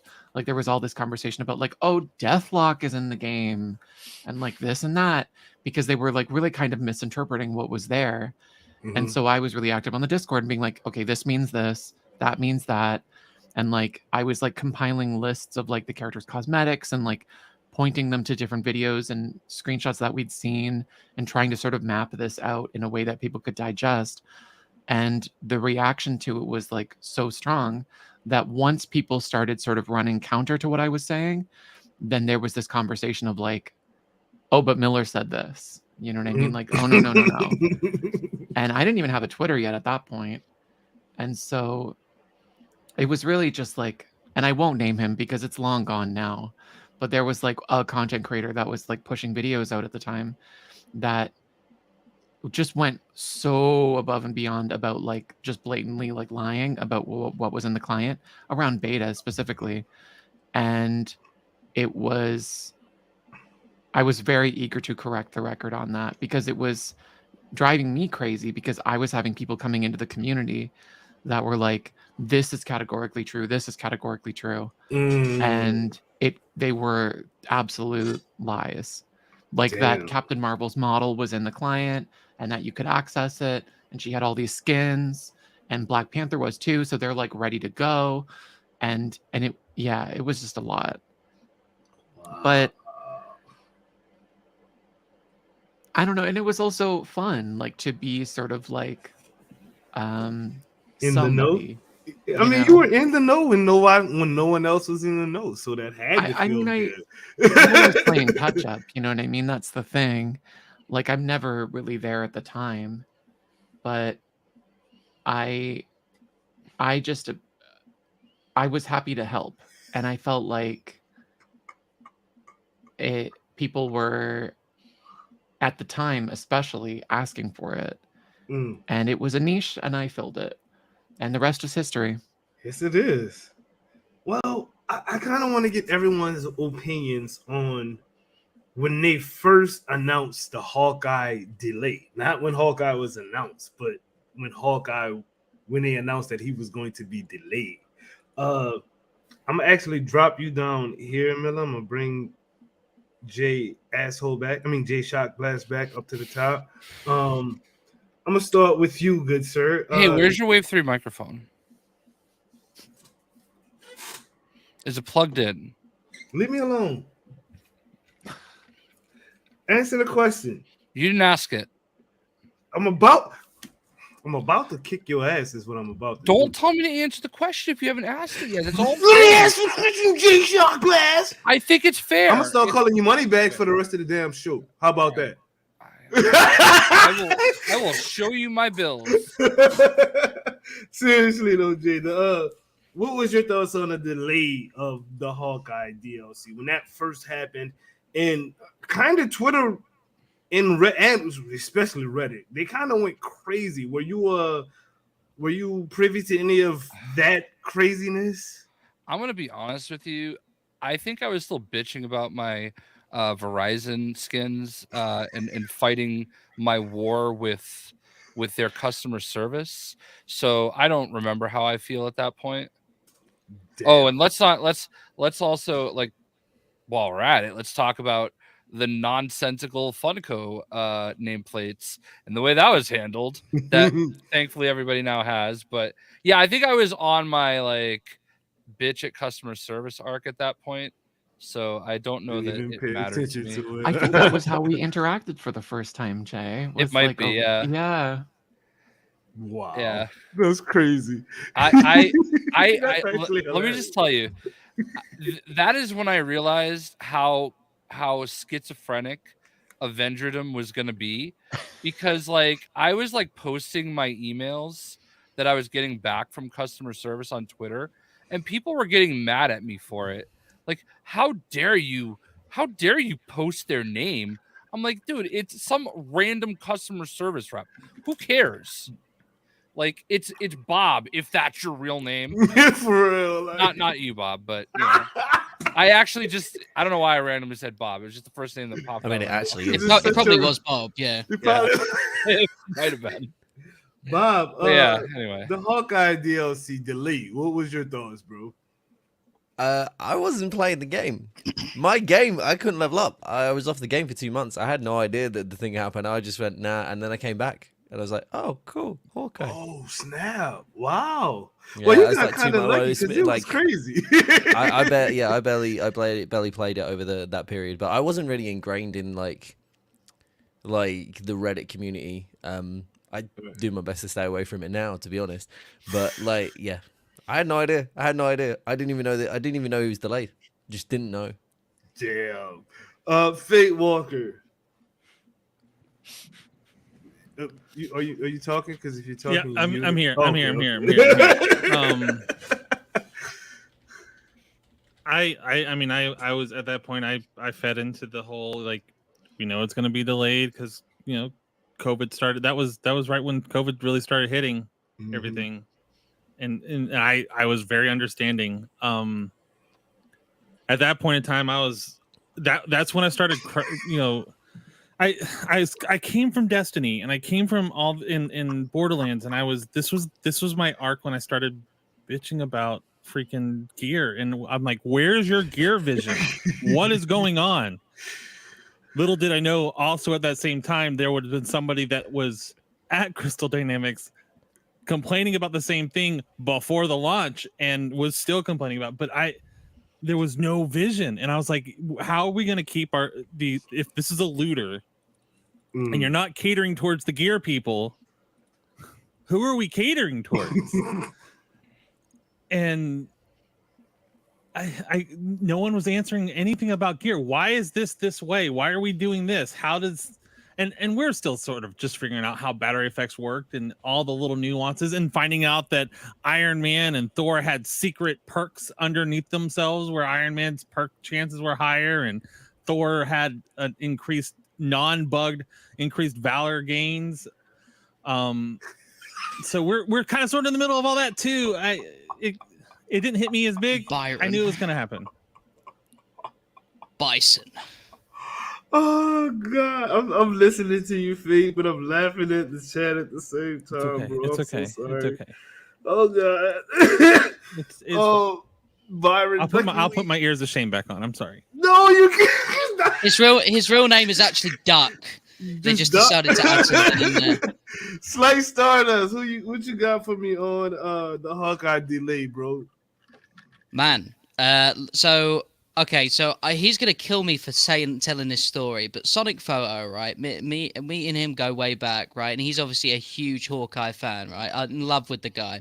So when he was in the bed for like resting his injuries at the end of Kate's thing, Sonic would go up to him almost every day and take pictures of him, being like, my husband's not well. When is he going to get better? And stuff like that. And I swear to God, and it was the cutest thing in the world. So when they said, when it kind of like was realized it's going to be released like a lot later, I was like, damn, he's going to have to be going to that bed a little bit longer. Like, but for me, I mean, the delay was kind of a blessing in disguise, because it gave me a chance to sort out that Assembled for Charity stream, the very first one. You know what I'm saying? And a shout out to Calix as well. So I wouldn't have, and obviously to all the content creators who joined and stuff. But it's like I wouldn't have had any time if it was when what was the idea release date for that?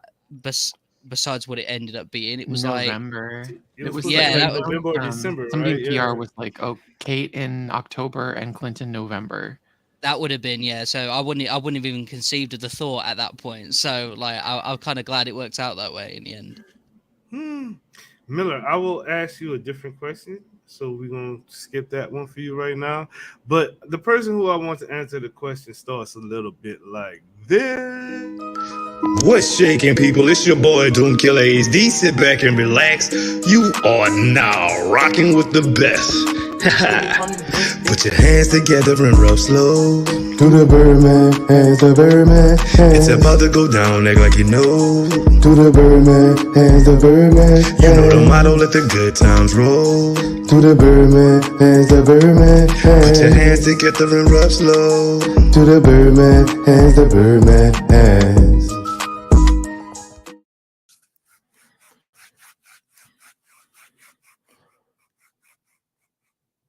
The Hawkeye era of Marvel's Avengers was, believe it or not, when the game peaked and when it ended. It was not War for Wakanda, like some think. It was around that time. Kate Bishop taking aim, that was that war table, that was peak Avengers. Everyone was like, oh, the game's dead. It's over. Everything's done. And then we got that war table. It was amazing. But then we found out Hawkeye wasn't coming out till next year. And then everything went downhill from there. You notice that the Omega level threat that was supposed to come with Kate didn't come out. The budget for the Hawkeye war table, 50% less. Everything went to shit after that, and Avengers was never the same. As stressful as it was for all the shills and everyone following along, during those months, September, October, November, not knowing what was going on. It was the most exciting and hype time for Avengers. I mean, think about it. We had the emergence of Miller. We had Kyle go from one of the biggest shills to one of the biggest haters. We had the famous cloning lab weeks away. It was fucking lit. Everything peaked after that war table. Nothing was better. Nothing was the same. And that is a fact. What's shaking, people? It's your boy Doom Killer HD. Sit back and relax. You are now rocking with the best. Put your hands together and rub slow. To the Birdman, hands the Birdman, hands. It's about to go down, act like you know. To the Birdman, hands the Birdman, hands. You know the motto, let the good times roll. To the Birdman, hands the Birdman, hands. Put your hands together and rub slow. To the Birdman, hands the Birdman, hands. Welcome to the show. We haven't had a good Birdman monologue in a long, long time. Welcome to the show, Sonata. This man literally told me 3 seconds before hitting join in to do a monologue. I mean, that's how the best ones come when you don't expect them to come. You know what I'm saying? For real, for real. But let's get this show. Gotta put your ass last. You know you like to talk a lot, goddammit. I'm black, right? Never mind. J Shot Blast, the good, bad, and ugly of Marvel's Avengers. Start off with the bad, go to the good, hit them with the ugly. I feel like this is all gonna be bad. I somehow wasn't prepared for this. How? I don't know. Because I'm watching WrestleMania on the other screen, to be honest with you. Definitely wasn't prepared to tie that do-rag. Nope. You should have seen me struggling because I didn't know how long that monologue was going to go for. So I was like, all right, this is good enough. No, I think I got longer. Let me see if I can do it a little bit better. Nope, this is definitely it. I might have more time. Oh, damn, shut up. All right, this is it. Anyway, so let's start with the good Thor. Like, I would go play a Crystal Dynamics single player Thor video game. The bad, Iron Man, terrible, absolutely trash. Glad I could say this to Bob's face for once. And Jay, you have as much time as you want to and talk, so. The ugly is literally the people that every single time Avengers tweets show up like it's supper time. And they ain't been fed in a week. All right, anyway, enough of this.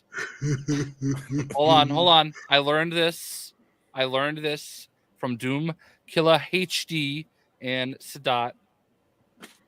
Toss it. Yeah, you're right. You're actually supposed to put it under your baseball hat. So. Miller Ross, good, bad, and ugly of Marvel's Avengers. Start with the bad, go to the good, end with the ugly. Oh my god, the bad. I think there were just really foundational issues. Like, I think the monetization of the game really required the game to sell like gangbusters, because they have this sense in their mind of like, okay, we fund it through the sales of these skins, so the skins are going to cost X, and Y percentage of this player base, which is Z, are the ones who buy the skins, so we'll get ABC amount of money. But that all leans on the game selling a certain amount of copies, and it massively undershot that. Like, it did not. So yes, the same amount of people that they expected were buying skins, like the same percentage, I should say, but that's so much less than they were expecting that, wouldn't you know it, the money dried up immediately. And it was all downhill from there, really. Like everything got scaled back one by one. They were always playing catch up with the sort of audience response to things. Like they would massively overcorrect. Like, oh, too many taskmasters, duh. So they cut like a big section of Future Imperfect and like cutscenes and a whole boss fight because it's Taskmaster and we hate Taskmaster, right? But like there's nothing to replace that with because we don't have any money. So you know what I mean? Like it was all downhill from there. I think the good is like the performances are fantastic. The casting is extremely good. Like the writing was frequently very strong. Um the combat is great. Shout out to Vince Napoli. I mean, I think there's certain things that are really intrinsic to Crystal that you can look at Avengers and be like, that's Crystal Dynamics. And to me, it's the writing. It's the writing and the casting. Pitch perfect. But on the flip side, like the combat, they pulled in like outside, you know what I mean? Like Vince Napoli is not a full-time Crystal Dynamics employee. You know what I mean? Like it was sort of outside of their wheelhouse. And I think they did a really good job knowing where to go to make it happen. I think if I could, I guess then if I had to go to the ugly, it would be Square Enix's involvement and Marvel Games. You know, it was all of the external forces that were working against it. Like, if they needed more money, they needed a capital injection, and there's no amount of like free hours that other support studios can clock in that are going to save you. Like you can get to like okay with them, but you're never going to get to great with them. And then they burn out and then they quit and then you don't replace them because you don't have any more money. Like I think the pressures of all of the deals that Square Enix made, it was way too much. Like people had merchandise sitting in warehouses they needed to frickin' sell. So we cannot delay anymore. You know what I mean? Like too bad. Push it out. And half the features weren't even done yet. Like, you know, all of the deals that Square Enix got them into were like checks that their asses couldn't cash. Like the whole Spider-Man thing was like Square Enix's machination. And sure, you know, Marvel Games is there and they're a similarly destructive force, but it was Square Enix's job to shepherd this game into excellence and to take care of their shareholders and to ensure that it would be as profitable as possible. And they failed, and they consistently fail in that regard. They very rarely don't. And it's a shame because as awful as some of the foundational issues with Avengers are, there is some incredible work tacked onto that by some extremely talented people that will never get the respect that they deserve for that, because it's, you know, stuck in this chimera that on the whole is like, okay, you know, like in the grand scheme of things. But God, some people did some good work on that game. It's a shame. And that's ugly. You know, they deserve that love. But I'm glad at least Sandra Saad got the Golden Joystick Award. She deserved that. She did. She did her thing. I mean, Kamala is iconic in this game. Like, she's more. Never mind. I'm not even gonna go that route. Oh, but, speaking of which, can we get Sandra like cameo in Avengers Secret Wars as like an adult Kamala in another timeline? Like, hello, it's right there. Like she got like an award performing that character. I think again, she plays her get... in a different cartoon as well, doesn't she? She plays her in another cartoon. I don't know if she does. I think she got hired to do so. I don't know if the cartoon. Well, she should get hired to be in Secret Wars as an adult Kamala, even just a little cameo. You know, I think that would be cool. Delightful.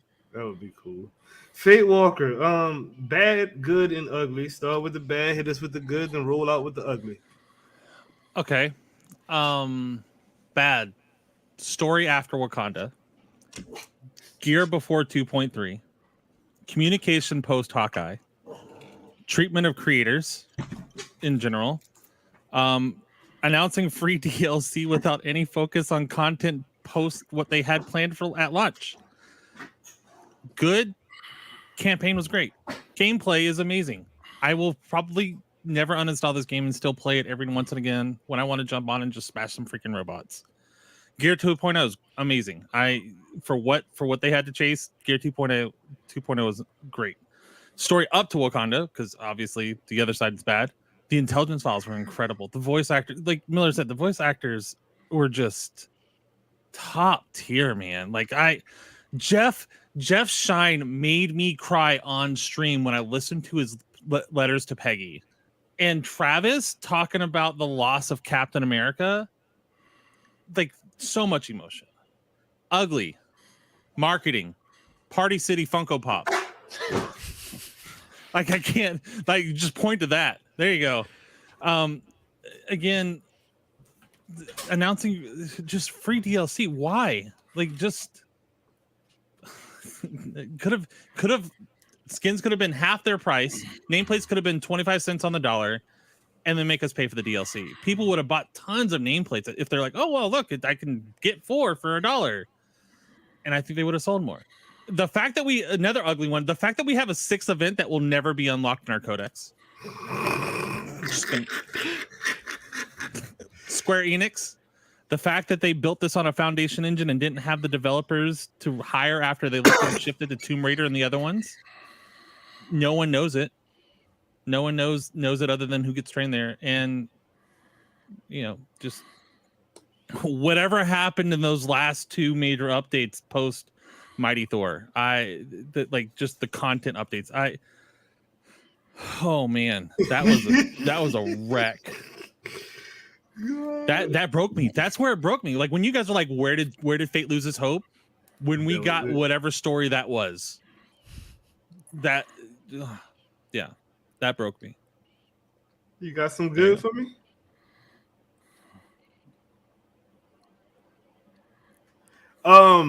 Bully, what you got, bro? Hello. Okay, so bad will probably be the really frustrating bugs, crashes, little things that you kind of think were just it's going to be kind of nasty, but incompetence in some degree, like maybe some like miswriting on some gear or something silly, really small, where you just kind of go like, that's really like, the things that build up where you just like, eventually it just seems like they don't care rather than it is actually like a mess up. It's kind of things like that were really annoying. Like the raid, for example, when it first released, that being kind of our first raid where Marvel's Avengers players could feel like big boys and do a raid for the first time ever. But in actuality, you couldn't even get past it for most people because it just crashed after putting like 40 minutes worth of effort in, which is like the longest most people played Avengers in one sitting anyway. And then the good, I would say, I would say from launch to Kate, I think was probably a good for me. I think that was because I actually really enjoyed Taking Aim. I genuinely did. I thought like if this ends up being consistent somehow, I would be pretty happy with that. They didn't have to go balls to the wall crazy with their characters necessarily, but if they could do like these really nice stories that felt, when I played Taking Aim, I thought this is a well result. Like, what is it, like 2 hours?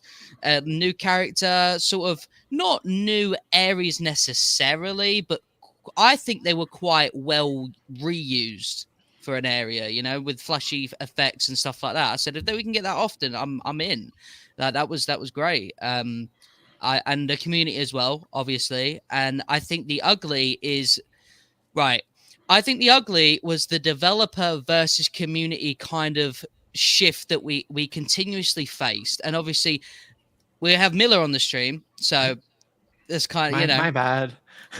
so like but I think that a lot of developers that were frustrated about the game, about just being sort of trapped in this endless loop of like, well, I have a job to do, but it just ain't fucking working. You know what I'm saying? Like, there's nothing I can do here. Like, this is, and obviously their own, decisions too. And I think it just leads to like this sort of like, we need to be angry at someone, right? Miller's dropping T that he, shouldn't be dropping or whatever. Let's be angry at him. This person said something kind of mean on Twitter. It's their fault. Let me go into Avengers haters DMs. It's his fault now. Like, do you see what I'm saying? Like and I understand. I totally agree that like community bit a lot. Was barking at him a lot. Totally deserved clapback. I do understand that, but I think there is like a level of like, so like with Miller's situation, right? With Nikki and people like that. Nikki, I don't know, like, I'm not saying this to like call anyone out individually, but everyone knows, right? So it's not like I'm spilling tea that hasn't been spilt before. I have never seen such shade from my niece, who's 12 years old and has only just started using Snapchat. All right. I have seen ridiculous amount of shade that doesn't need to be thrown. And I've never seen it before because professionals don't normally do that. Right.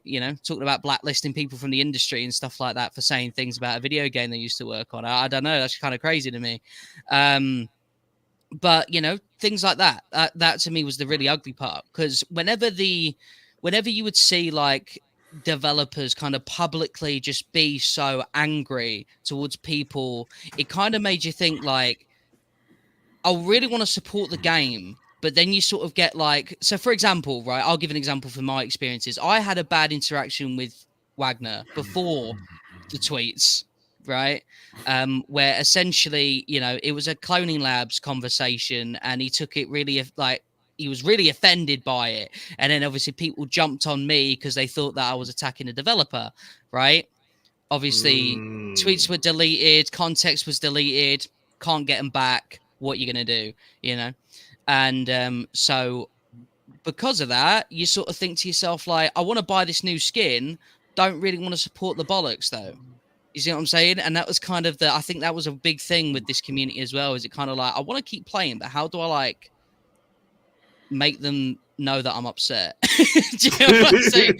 And so that this is where you get this like divide from. And I think it was just really ugly, to be honest. It was just the. Makes sense, bro. What you got, Bob? Bad, good, ugly, in that order. Bad, good, ugly. Okay.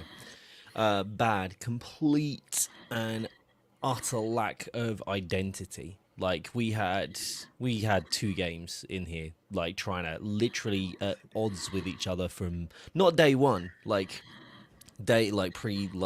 pre-birth. Like there was so much like going on, and they even revealed in a documentary about the 30 years at Crystal, and like, yeah, they kind of just said we're gonna do a multiplayer halfway through, and it's like, bro, you don't want to, don't say that. You don't want people knowing that. Yeah, we like it's pretty clear to see that game was always meant to be a single player, and they kind of just went, live service, yummy.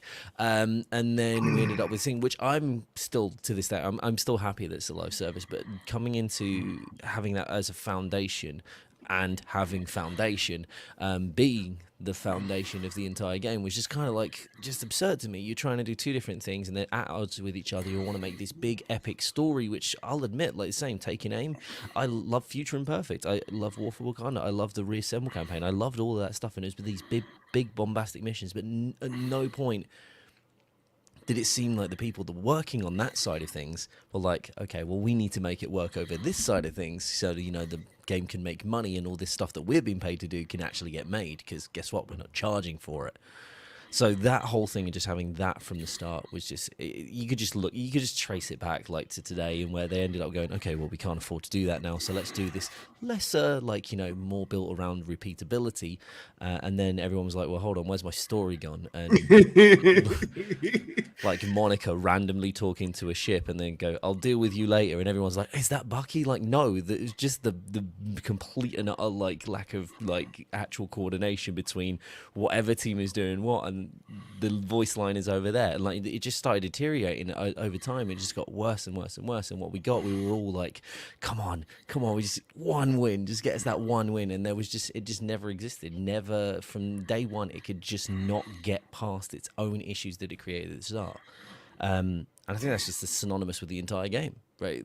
Like every time they try to do something, it was 1 step forward, 2 steps back. Game-breaking bugs, showing IP addresses on screen, like crashes. I know people who have never completed the raid and been playing this since beta.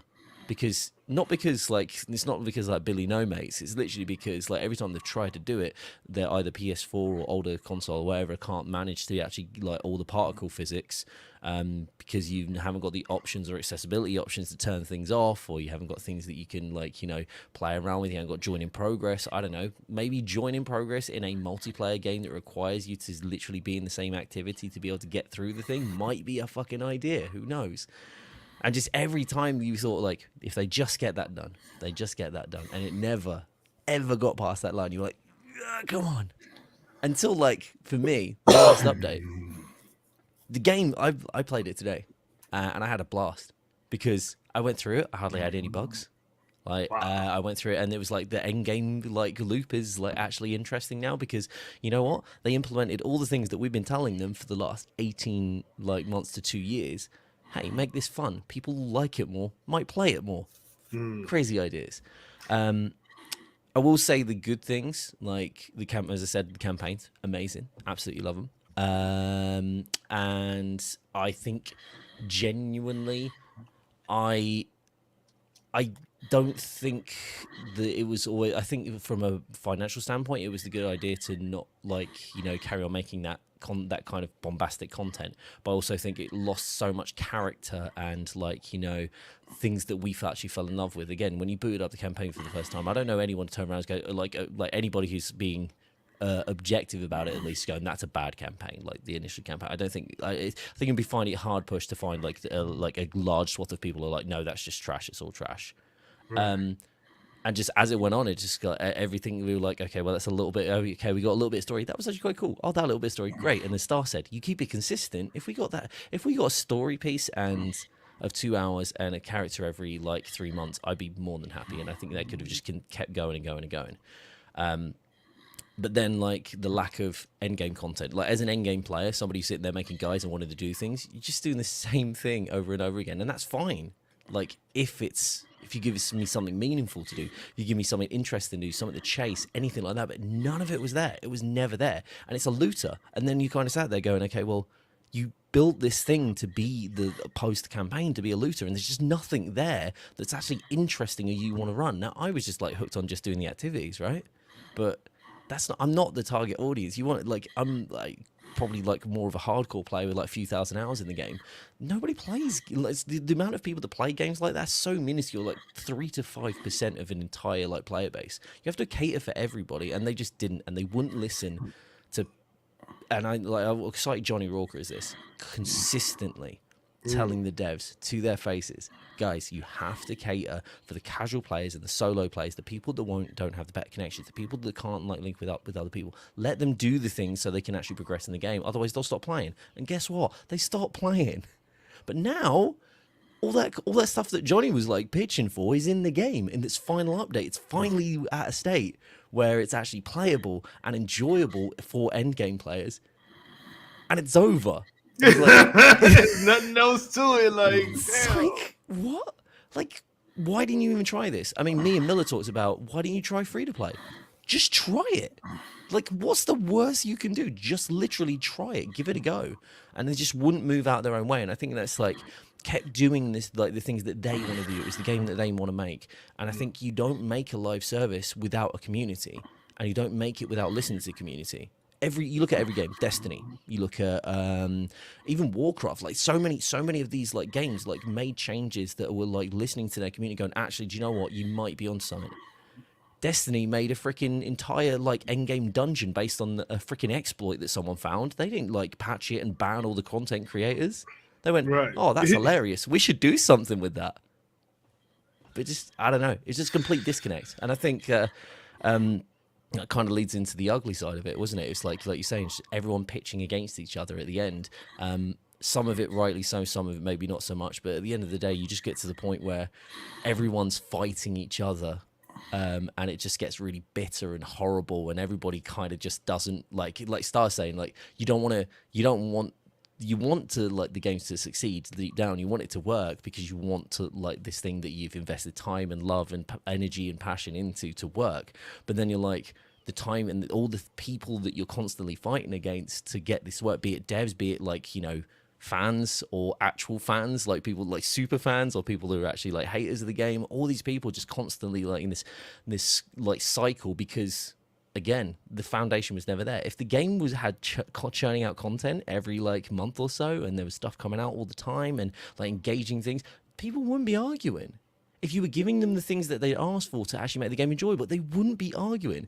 And then it just snowballed into this horrible like lump of like toxicity. And then by the end of it, I think even I still love the game. I just wanted it to die.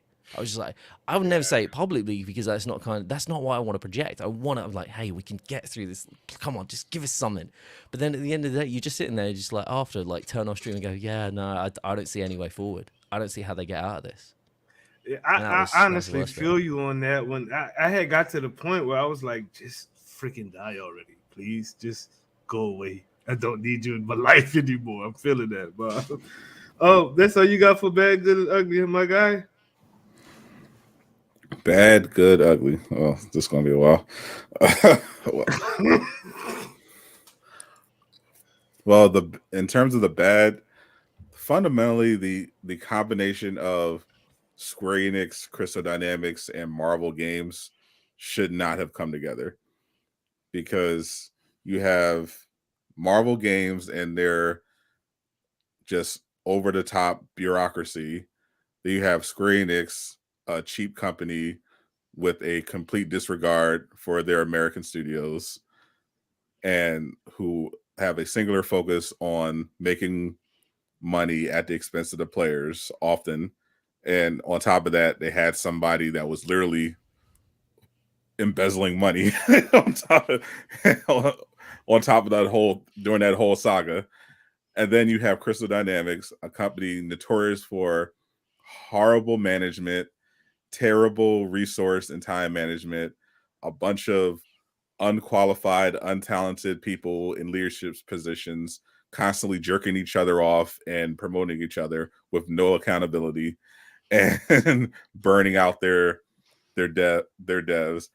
It was a recipe for a disaster from the beginning, and pretty much all the problems that we've seen stem from that combination of things, which was a perfect storm. Not only do you have this combination of companies that shouldn't be working together, then you also throw in the worst pandemic in 100 years, and you just had the perfect storm to completely tank what should have been $1 billion game in terms of profit, not a nearly $1 billion game in terms of losses. And unfortunately, that's what we got. And you go through everything else from the bad. You had what was probably, without exaggeration, the worst community team in the entire gaming industry. Like when it usually comes to communication teams on games, especially live service games, they're either most are just competent. You just don't even think about it. They just go about their business. Others don't really put too much thought into it. When there's an update, they announce it. Here's the info, on their way. It would have been actually better if Crystal Dynamics didn't have one at all, because it was so bad that it actively made people less interested in wanting to play the game while actively driving wedges and creating unnecessary conflict for the few people who still stuck around. It was a disaster from every single angle. I mean, legitimately, if they just had like Nick just tweet once a month when they had something, that would have been better than the absolute disaster that we had, and it just kept getting worse. And then stemming from that mismanagement and the lack of talent, you had a bunch of just baffling ideas. I mean, it took them until May of 2021, when the game launched in September 2020, just to have MCU skins. Like, what kind of idiots wouldn't think, hey, we're a Marvel live service game. we're clearly trying to milk the MCU fan base. And we're relying on skins as our primary means of making money. We should probably have some MCU skins on sale in the shop when the game goes live, don't you think? Apparently not. Apparently, the worst part about it is they actually asked people if they wanted MCU skins, as if the thought didn't occur to them, and they just want to see, oh, what do the players think? Yeah, they think your Marvel game should have MCU skins, and this last update just shows again another problem where you have unqualified and also worse, arrogant people. There's nothing worse than someone who's untalented and arrogant, and you have all these ideas that people have been telling them, hey, we actually play the game. We hear from constantly people who play the game. We need this. This is what'll fix it. And their answer was always, now we got this, even as they literally are losing hundreds of thousands of players every month. Now we got it. Yeah, we don't worry. We've never the veterans of mid Tomb Raider games, we know how to do a live service game with multiplayer. We got this. Don't worry, players. We got this. You think the traversal sucks? Sorry, we can't do that because think of an excuse. Oh, the engine. That is the engine. Can't do it. Why are you using this engine? I mean, hey, we had to do it. You know, Unreal Engine wasn't even that good. Who even uses Unreal Engine? It's just like, come on, guys. you guys are just.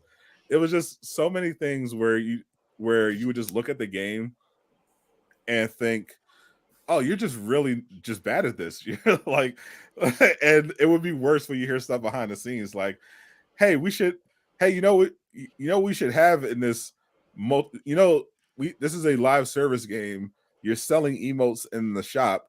You know what we should have? An emote wheel. Yeah, how about instead we have a heroic wheel? What the fuck is that? I didn't say anything about a heroic wheel. I want an emote wheel because you're selling emotes, and we want an emote wheel. Who does emotes? Who needs an emote wheel? I don't know. Every game, every multiplayer game that has emotes. I mean, even other Square Enix games had emote wheels. Freaking Outriders had an emote wheel, and they weren't even selling emotes. They had free emotes. They were free. They had no incentive to have an emote wheel.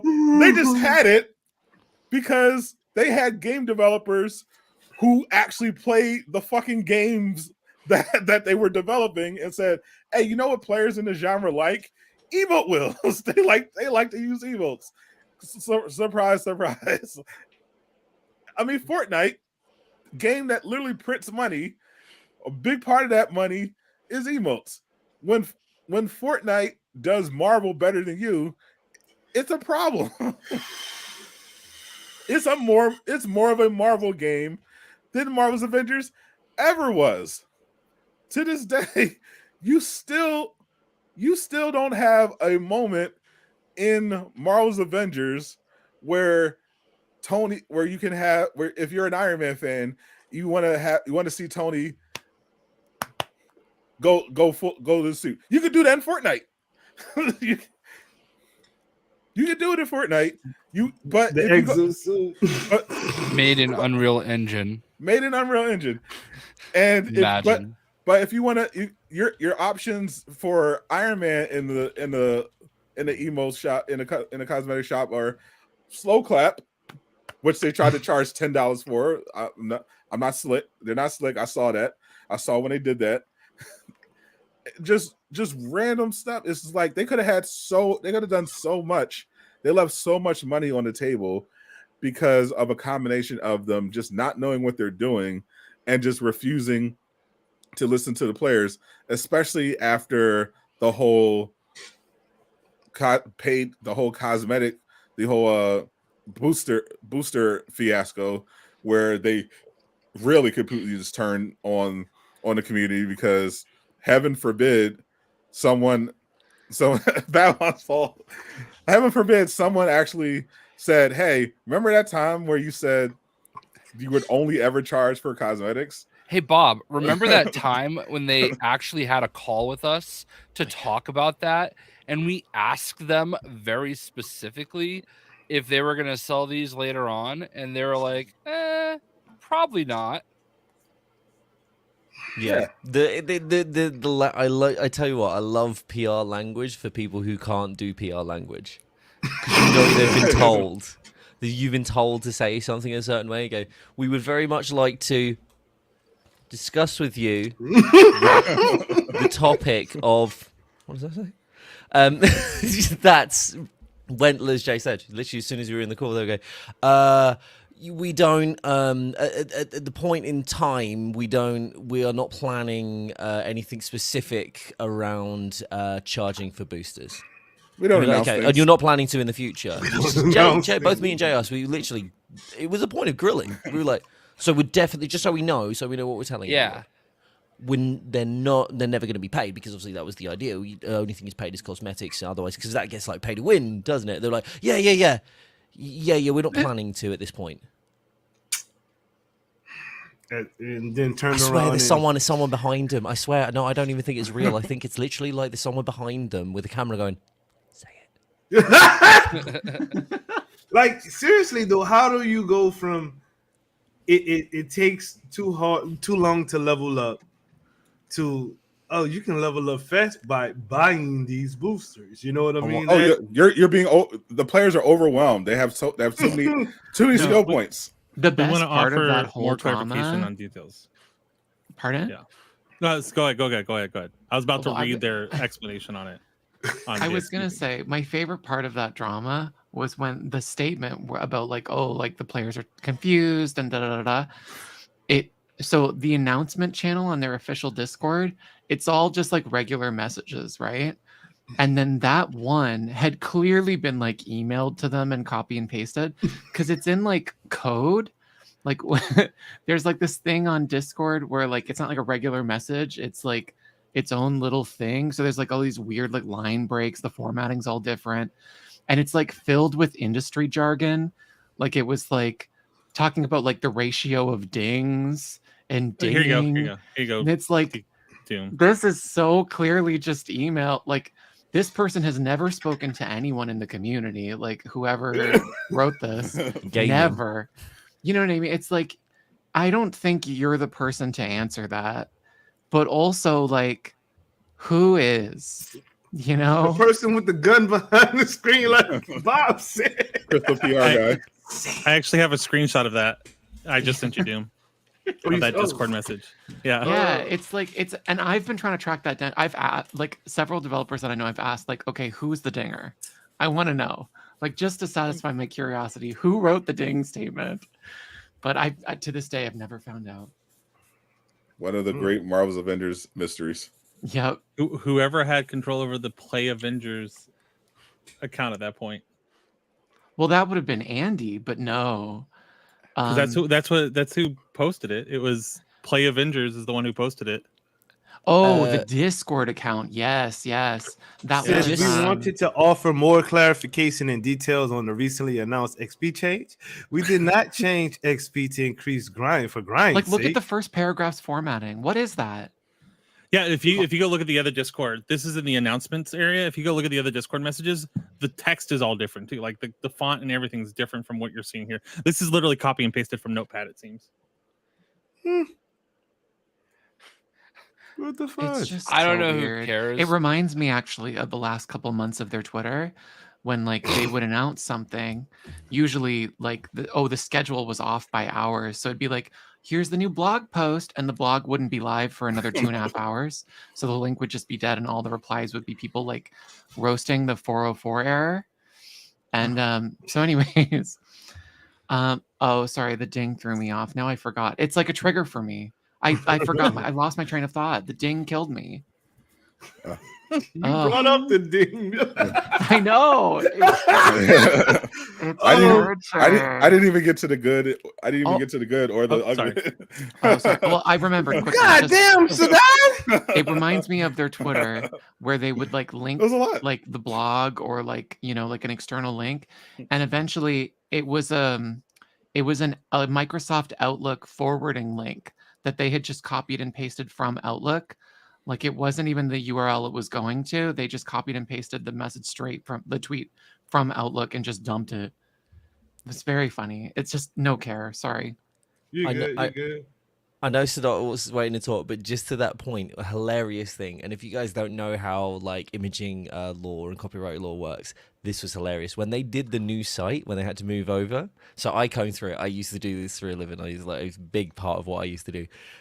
Anyway, the logo that they used on the website is the Avengers movie logo, which is owned by Marvel Studios, but the license actually sits with them and doesn't sit anywhere near Marvel Games. So anyone using the wrong logos, you can get fired for, like, Marvel's like big on this, right? They actually just picked up that logo and put it on the website. But not only that, you were looking through the entirety of the thing. It's the whole thing is a WordPress website, and it's literally just some random like one person like website business in Canada that they've just either picked out a hat or they've just picked it out of their mate's thing. But the entire thing was so shoddily built and completely full of like misinformation. There was like 4 pages that were just empty pages where if you don't delete them on a WordPress website, they just chill there. I'm telling you, the level of complete and utter like lack of care, and they're like, "Oh, we're taking the website, we're doing the website ourselves," and everyone was like, "Oh, this website looks great," and I was like, "Bro, you don't even know." They could have literally hired Bob to do this. That's what's hilarious, Bruh.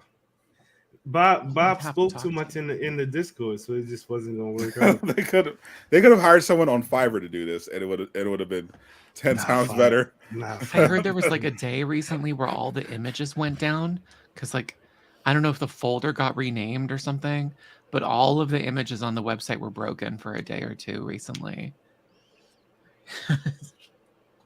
This is going to be written about for years to come.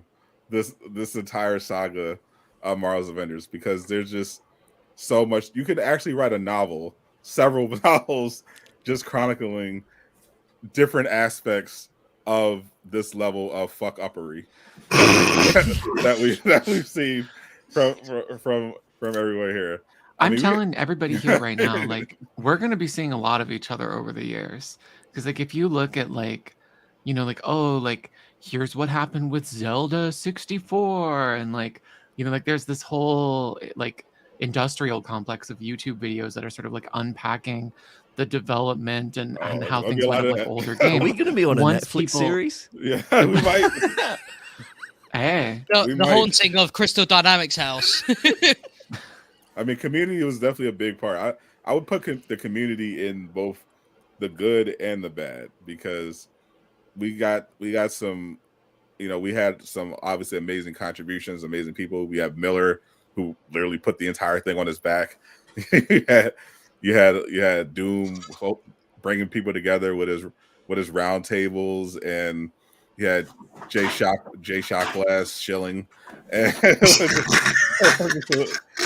just a beautiful thing. But at the same time, you also had the toxicity, the entitlement, and the fact that the game was just having all these problems. It just made it all much worse. I mean, the Reddit probably being the worst example. I mean, that was the Reddit was so bad it literally turned Kyle from a shill into Voldemort. he was radicalized by the subreddit. It was so bad. I mean, the amount of shills. I mean, I know people, you know, shout out to the Discord, but that was just an echo chamber of just toxic positivity. And the saddest part about it is, as much ass as they kissed in there, the devs still abandoned that Discord without a second thought, and we're not even worried. We're not even worried about it. At least they shout out to Maz, but all that ass kissing they did every day in there amounted to absolutely nothing. Nothing. To watch. But there were some good things about Avengers. I mean, the the combat was passable. The best part about the combat, people, I don't just do a blanket. The combat was great because it wasn't. The individual hero kits were really good. They did a great job of making every hero kind of feel like they were in their star of their own game. That was they had some very, obviously things got a lot looser at the end when the budget disappeared, but they did some pretty good work with the heroes that they had. I thought the enemy design and the combat interactions, that's what, to me, the combat isn't officially really good, because the way they design the enemies and the encounter and the mechanics kind of took away from it, because it was pretty awful. I mean, whoever thought of the over shields, like, didn't play the game.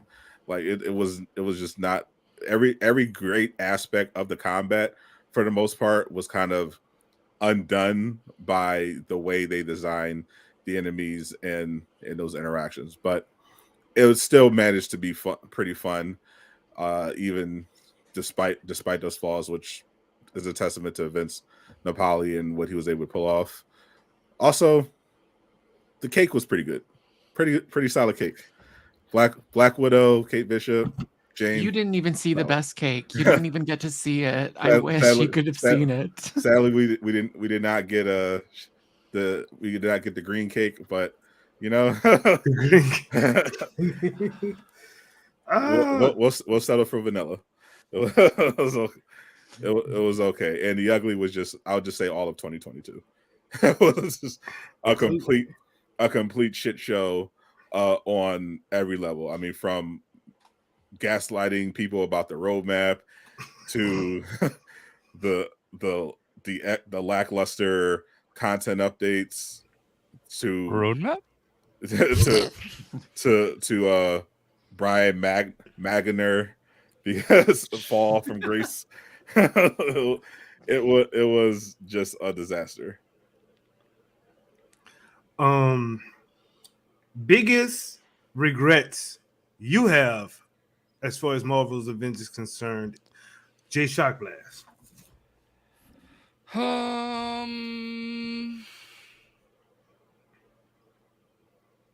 That I didn't get to announce the death of the roadmap myself. That's a good one, dude. Yeah, roadmap. I had to sit on that they weren't going to be doing a roadmap. And then I had to subtly oh, I don't know. I just don't think they're going to do it anymore. And then it's dead. It was the greatest day of my life. Miller Ross, biggest regrets as far as Marvel's Avengers is concerned. I don't know. I mean, there's not much I regret. I think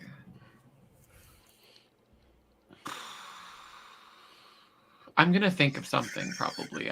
20 minutes from now, I'm going to be like, oh, obviously this. I don't know. I think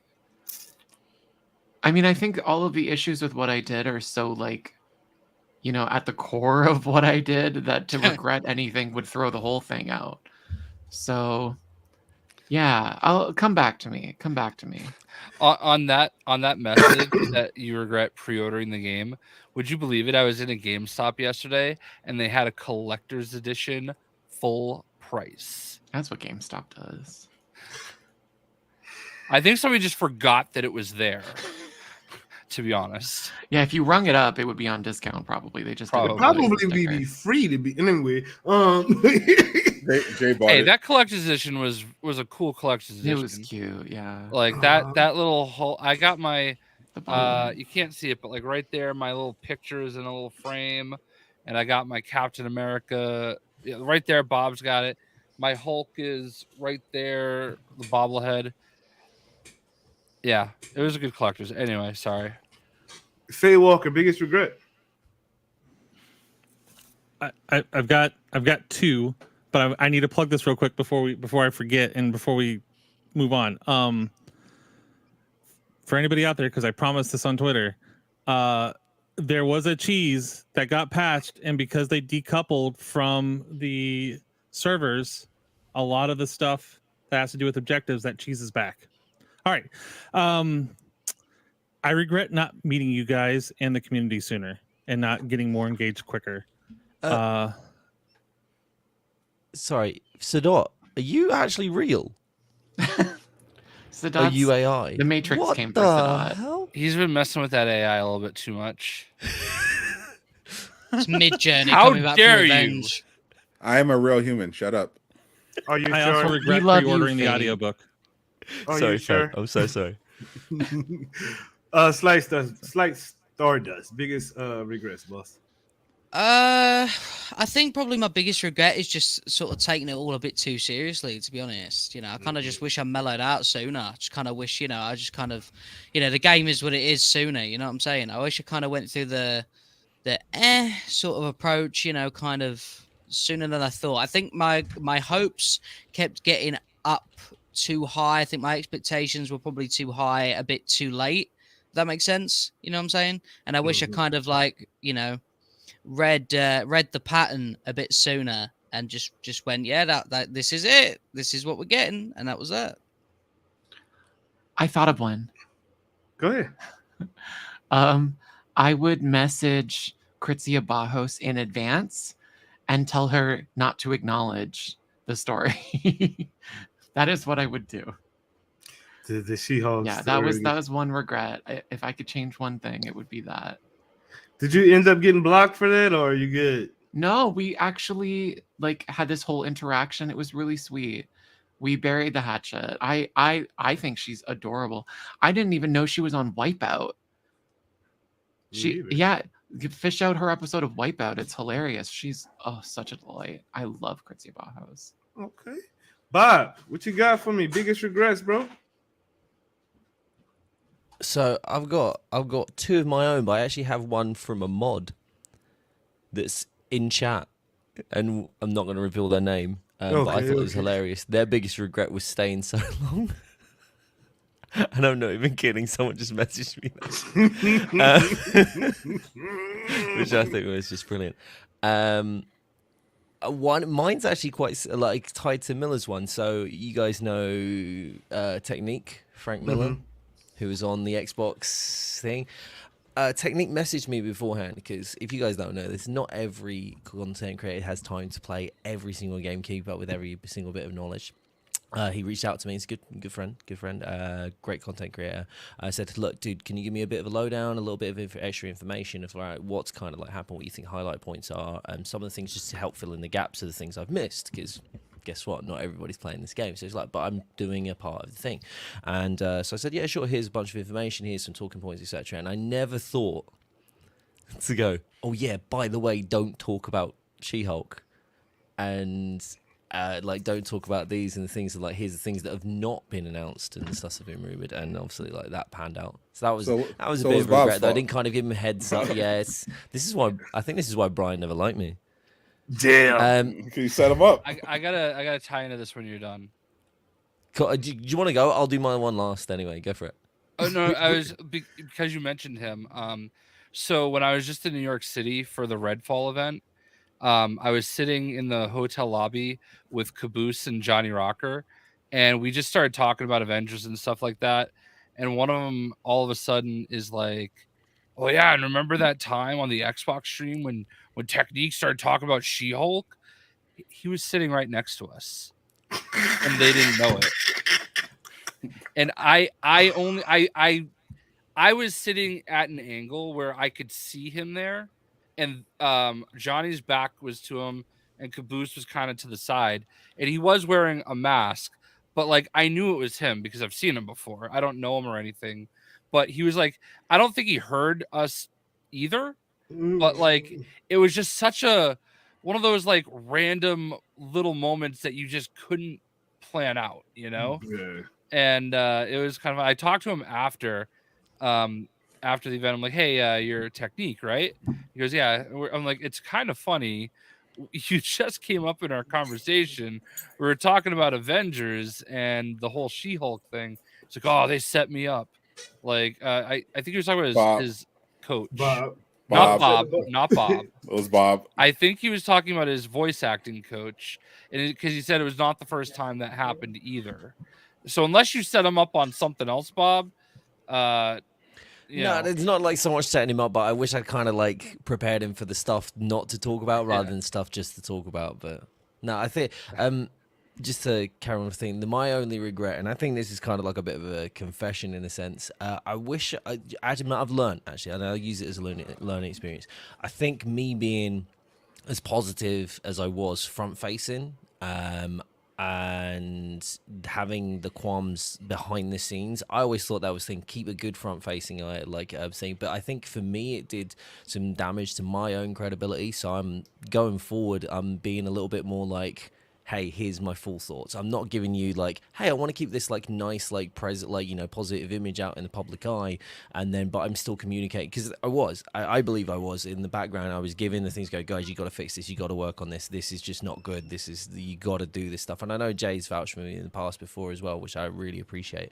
But I think I'm gonna start doing a little bit more of the, hey, actually, here's my thoughts, because I think a lot of people were just counting me out as a shill, and I think from a front facing perspective, you're probably right, but yeah, that's my biggest regret, not taking the time to be how vocal I was being in the background, in the foreground. You live, you learn. So that the game, biggest regrets. My first YouTube video not being about Fortnite and instead being about Hawkeye. That just that one decision could have been the difference between me having 32,000 subs and a million subs. If my first video that took off had been Fortnite instead of Hawkeye, I'd be living a very different life right now. I'm not mad at that. I say my biggest regret probably is a little more like Bob's, because once I got going and got myself in the position where I thought I was able to do some good for the game, I expected to be invited to the Illuminati. So I did everything that I could do and talked about the game in a good light, trying to get there. And that, I think, is my biggest regret, because if I wouldn't have cared about that and just kept my own stride doing what I wanted to do, I think I would have been better off, a lot more better off mentally than I was at that time, because it kind of messed me up. Because I was like, yo, I'm doing some things for this game, and it's not panning out. They really, no matter what I do, they still just don't like me. I mean, I didn't realize I had haters in there trying to literally keep me out. To be fair, Doom, you had no idea that the person holding the gate, the key to that whole Illuminati community, was a white supremacist. So there was nothing you could do about it. It really wasn't. Dude. And we honestly, we fought, we all mentioned you, we mentioned Sadat, we mentioned Casual, probably a bunch of other people. I'm pretty sure we mentioned Fate Walker before. Mm-hmm. We definitely asked about Miller.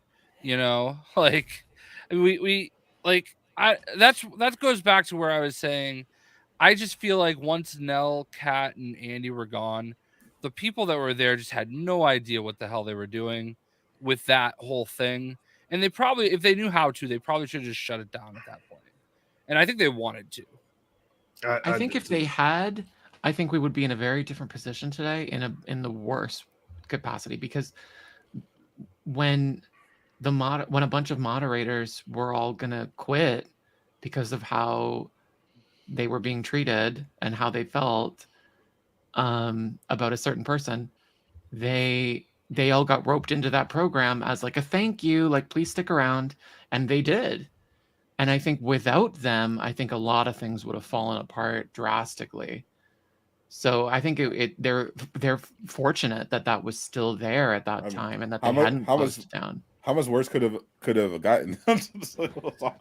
I mean, no moderators at all. I think the inmates are running the asylum at that point. I mean, right? it kind of already was. Well, have you seen the Reddit? Yeah, but they didn't have the keys yet. Biggest achievement as far as Marvel's Avengers is concerned, Jay Shotglass. You know what? I was the second person to get to do one of those skin reveals. You know, High Ruler, I believe, was first, did Bob do one too? No, it was High Roller and you, but I think it's just because High Roller woke up earlier. I just, that was really cool for me, man. Like I enjoyed the hell out of being able to show off probably one of my favorite skins in the game. You know, that Thor Ragnarok skin. That was a fun experience. So I think I would say that. Biggest achievement, Miller Ross. The connections and all the people that I've met, like from the big guys. Like I've spoken to Greg Miller and Paul Tassi. Oh well, I was thinking other names and like, okay, maybe don't say that. But like big people who I respect so much, and like who I already knew about, and then all of the incredible connections that I've made inside of this community, like everyone here on this panel, Pewter, High Ruler, Synchro, Slipshock. Like I could go all day and I wouldn't get everybody. Like I am so fortunate to have met all of you. And that's definitely my biggest achievement for sure. Fate Walker, biggest achievement in Marvel's Avengers. I think my biggest moment, my biggest highlight was shoutcasting those races we had. I fucking love them. Oh my god. I was so I was like after I shoutcasted, I was like, I don't want to race anymore. This is all I and then you were like, we're not doing anymore, and then I went and cried. But I still have that moment.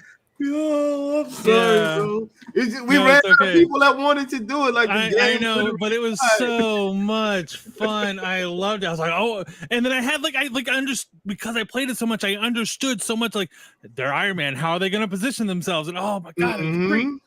So yeah, that was the most fun.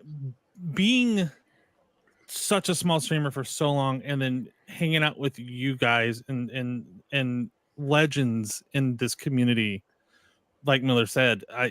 Miller himself is a freaking legend. So I'm so happy just to be in your all's presence. Seriously, like, thank you guys for bringing me in and taking me in as your own. I really appreciate it. That's crazy because we feel the same about you, my dude. We all love us some Fate Walker. For real, like that's kind of crazy that you feel that way, because we feel the same way, dude. Bully and Slight. I want two different answers, bro. Hold on one sec. Give me Bully first. Definitely the money. So I think that being able to milk a very small pond was very nice for a little while. Definitely stopped me from having to go out in the world and get a job. However, that has dried up now, so I have now applied for Tesco's. Thank you. Right. Okay. So now, in all seriousness, though, like the friends. I mean, like I've never been a part of a gaming community before this one. Never done Discord, never been on Reddit a bunch. This was the first one, and you know what? Never again. No. No. Like, I've met so many terrific people. Like, obviously, it'd be weird to not mention Mr. Jonathan Assemble, who, if he keeps it up, he's probably, honestly, he's gonna come down to the UK and probably be the best man for my wedding. Like, that's how close we are. Like, and I would never have met the man whether it was not for Marvel's Avengers and giving me like that opportunity. Obviously, everyone here on the panel, fantastic people, right? Everyone I know in my own little bubble from the community. So Slip, Burst, Ethan, Bry, even little shits like Alkheim, who like is my child, apparently. I don't know when this meme happened, but it did. He just goes along with it, which is sad. And I love the fact that whenever I sort of feel a bit lonely or down, or I'm feeling good, I've got a bunch of serotonin, I know that I can go to someone, that friends that I've made through this game, and they are there for me. It was only the other day where I was going through like a quick emergency crisis, and Slipshock appeared. Like I summoned him like a Pokemon, and was like, "Let me sort you out. Let me help you out," and he was there for me. And it's like, wouldn't have had that had I not have decided, let me just like dabble in this community for the first time with a bunch of Marvel nerds, and it was honestly like the greatest thing, to be honest. So friends, a million %. Okay. Bob Ducky Weave, biggest achievement. Can I do a few? I'll be quick. I'll do a few, but I'll be quick. World's first raid. Never done a thing like that. Don't think I'll ever do another one like that. That was huge. That was really fun. I never experienced anything like that, so that was awesome. I know it's Avengers raid, and everyone's like, "Dude, play Destiny," but like, I was really chuffed with it, so it was a big thing for me.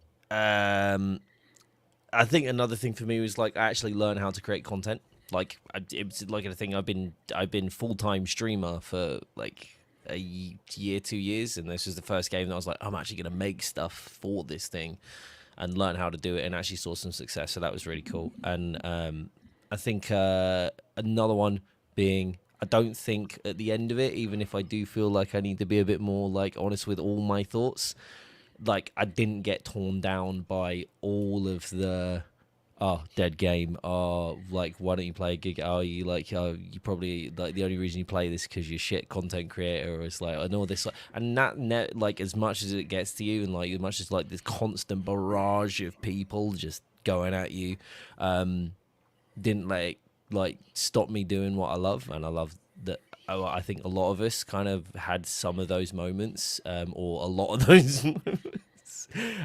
I'm really happy about that. But yeah, I think ultimately in the end of the day, same as everybody else, man, I've like made some lifelong friends throughout this game, and I think that's long after it's dead and gone and everybody's forgotten about it. They'll never forget, by the way, ever. No one's ever living this one down. But yeah, I'll still be like, I'll still have those people around, and I'll appreciate them forever. Yes, indeed. Sadat, biggest achievement, bro? Definitely being able to ratio Crystal Dynamics on their own live streams. After they slighted me, I was determined to just not only become a much bigger and better YouTuber, but to just give just a one really good fuck you to Crystal Dynamics.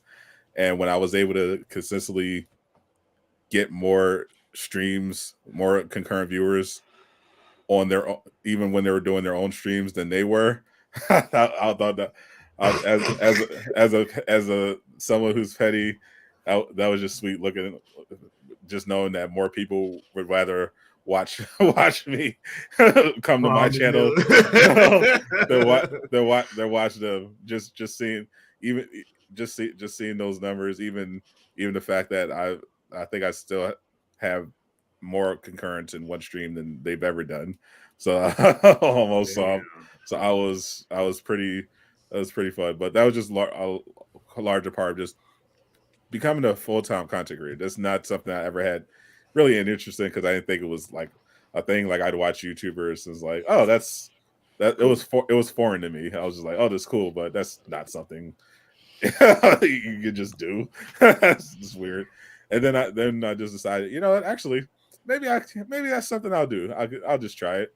And it got way further than I thought it would go. And I'm thankful for all the people I met along the way, all the people who helped me, all the people who say I inspired them, and the After Show podcast, which is a masterpiece, and just a testament to what you can do through the power of just gaming, just being on the internet, playing video games, and you can just form all these connections, literally create an entire business. It's just amazing. It's just still amazing to me, still weird to me that I've made thousands of dollars by playing video games in my underwear. That's tight. I ain't need the underwear part, but that's tight, bro. I'm wearing them right now. Thank you. Okay. Red.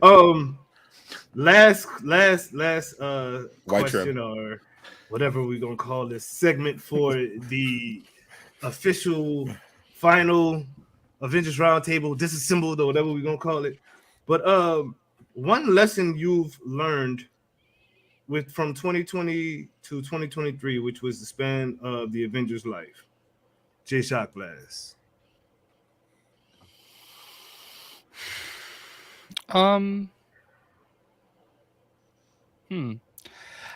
Honestly, I feel like it's not necessarily that I learned it, but like I confirmed it that if you just be yourself and you just have fun and just try to like do what you're enjoying, that people, it'll resonate with people. And I never tried to be anything I wasn't. I feel like I was always somebody that you could come to, and I was helpful. And I didn't let anything change that. And I guess that's probably what I feel the best about. I don't know if that really answers the question, right? But That's a lesson, bro. It's still a yeah, it's lesson. the best I can really come out of it with. Miller Ross. I mean, I guess for me, it's like not to beat yourself up. Like every time I made a mistake, like it was so overwhelming. And like, I feel like when you're like a content creator or something and you're like your own boss, you are in complete control over the trajectory of your career. And so if you make a mistake, it's so overwhelming because it's like you feel like you lose so much for something so stupid, like it's so easy to beat yourself up over that. And I realized like, after those times, like good times come too. And so it's like if I can really enjoy the moment that I'm in, then do I really regret what brought me here? You know what I mean? So you learn to sort of forgive yourself and to just let it go and just keep moving. Like I haven't made the best choices, but do I regret them? Not really, because I think I ended up in a pretty good spot, and that's enough. Like if I love it, then would I choose some like hypothetical thing over it and really regret the choices? No, I'm happy with this. I love being here, and that's enough for me. Okay. Fate Walker.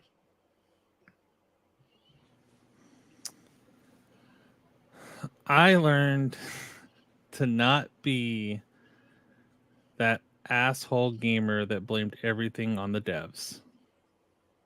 This game is what did it. This game is what I was able to go, you know what, maybe the devs are listening to us and it's something above them, something that they have no control on. And you guys heard that a lot from me. Like I tried to, like, once I had that, I was like, okay, I got to get other people like understanding this, that we might be yelling at the people who definitely would want to see the same changes. We might be yelling, we were like, we need patrol mode, and we might be yelling at the people saying that they're dumb and stupid for not giving us patrol mode when they were in the middle of creating it, which is why we have nameplates. That was that. Yeah, I was when Anthem died, I was like, the devs are dumb, they don't know what they're doing, and it's really not the devs. It's definitely above them a lot of times, and they don't really have that control. Yeah, but that's what this game taught me is and to try to reciprocate that to other people and help like make people think that this feels bad. How do you critically constructively tell people why this feels bad and what needs to change? And I hope that at least help other people do that. But that's what I learned. Slice Stardust, what you got for me, man? Definitely go outside more. I think that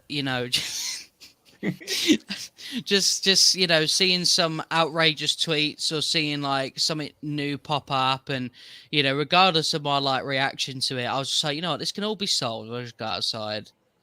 And that's, sometimes I think that's what we all need to do. If we see something that we just, is a bit annoying, just go outside. It's free. A lot of people have back gardens. If you don't, I'm sure you can leave the front way. You don't always have to go the long way. And just get some fresh air. Touch some grass, people. Yeah. Bob, what you got for me? Lesson you've learned. Don't argue with comic book nerds. Don't argue with gamers. Definitely don't argue with comic book nerds that are gamers.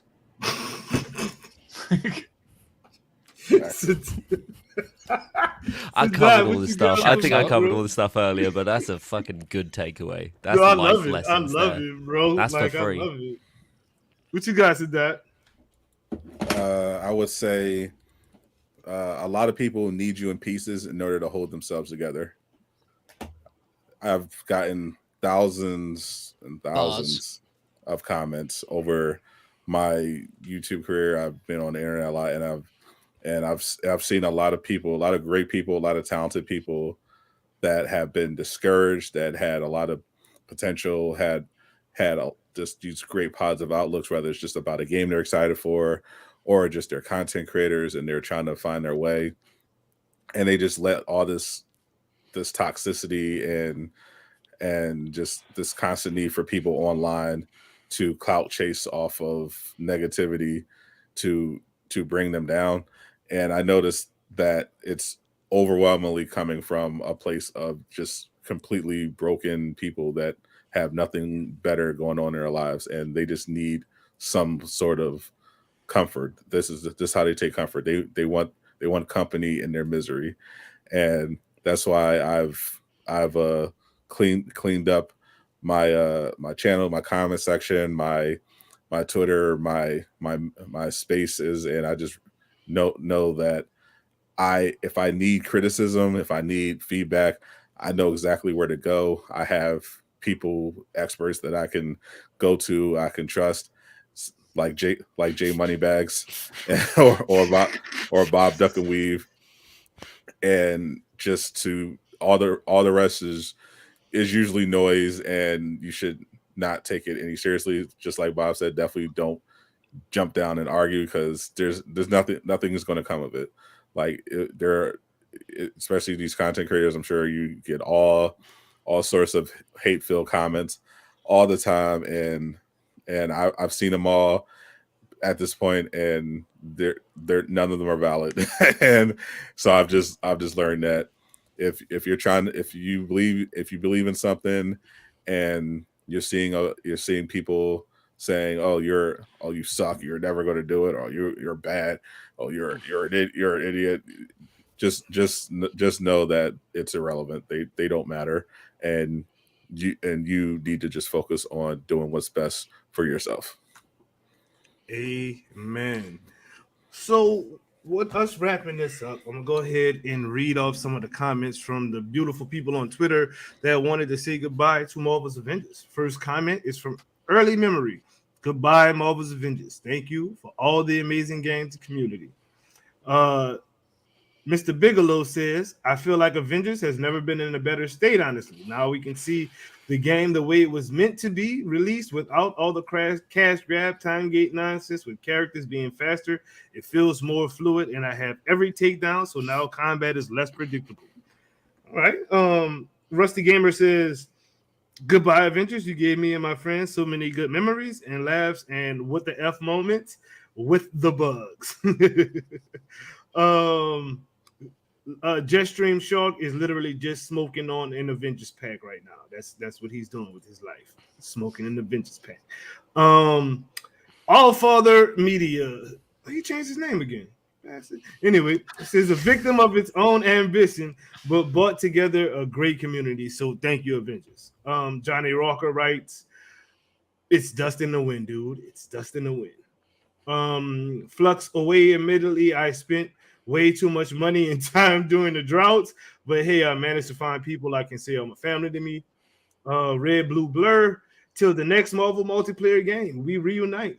Thankful for all the opportunity to grow. Thank the awesome people I met along the way. The game gave me some of the close. Everybody got some close friends from Avengers. I'm down. Captain Tay, the last Avenger standing, damn it. He says, from the last Avenger standing. Thank you, Avengers, for allowing me to meet a great community, be a hero, and finally conquer my fears of finally getting past the raid and adapt toward BS. Vishanti, owner of Vishanti, says, good riddance to Marvel's Avengers, brought to you by Recolors and a cat-obsessed closet racist. And that is the... Yeah. Damn. That's how we say goodbye. Say goodbye to Marvel's Avengers, J. Shot Glass. I actually want to say something else. First of all, like everybody else, I've met a lot of amazing people through this whole thing. I will always remember Avengers for the friends we made along the way. And I want to say one of those people, one of my favorite people that I met through this whole thing was actually High Ruler. And, unfortunately, we had a little disagreement a while back, and I don't want to go too far into it, but I miss High Ruler. I miss Stardust. I took it. I'm a complicated person sometimes, and I think I took things a little personally, and I just want to take this moment to say that for my part, I'm sorry that it all happened, and I would like to hopefully move forward, and be friends again, and it's really important to me to say that. Man, no, all good, bro. All good, dog. Slight Stardust, you wanna? Yeah, no, I was because I don't. Sorry, no. Jay, I appreciate that a lot, bro. Like, listen, I'm the same as you. Like, I have been trying to come up with a way to get back to you without it coming across as I'm almost being annoying. Do you know what I mean? Without trying to poke you, but obviously, it's just sort of just get back to it straight away. That means a lot, honestly. That's huge. So, thank you for that. I feel, I'm sorry that it happened. 100%. I'm sure High Ruler would agree. Obviously, I'm not going to speak for him, but Yeah. As no, it's absolutely water under the bridge. 100%. Man, Yeah. Means a lot. Sorry, I just felt like I kind of wished he was here, but I it's important to me to just say it. I kept it to myself. I didn't really badmouth anybody. It was a thing. I dealt with it my way. And I don't want to make a big deal about it now, but I just wanted to say that, it sucks. And it sucks that it happened. And, I felt like I just wanted to say it. And honestly, there's a lot of people that probably had no idea anything was even happening. And that's just the way I am. I didn't I've said more than I need to say. I appreciate everybody letting me be a little real for a minute. No worries, bro. You good? Because it was important that I said it, and y'all got me wilding right now, bro. Sorry. Dude, I was God gonna say, dang fuck you, Jack. Who in the fuck Shit, you all this, man. Jesus. Yeah. Say goodbye to Marvel's Avengers Miller, please. Right, Because yeah, sorry. please. Because y'all right now, too old for this. Thank you so Too much, sorry. Marvel's Avengers, for this. You know what I mean? I've said this before, and I think people thought I was joking. I'm gonna be thinking about Marvel's Avengers on my deathbed. These years have been so important to me, and the connections that I've made, and the relationships that I've formed, and the people that I've had the privilege of interacting with. I can't ever pay you back for that, Avengers. Really. I have my issues with how things went down, but I meant what I said in that article. I will remember it fondly. You did good by me, Avengers. And I wish we could have gone farther, but all good things must come to an end. And I look forward to the future, but I will always remember the past and cherish it. So goodbye, Avengers. Love you. Yes, indeed. Yes, indeed. Faye Walker, say goodbye to Marvel's Avengers, bro. I don't know if I can actually say goodbye because I'm still gonna play this game. But I won't ever be able to, because it's just gonna die. Like at some point, no one's really gonna be playing it. It's going, you know. But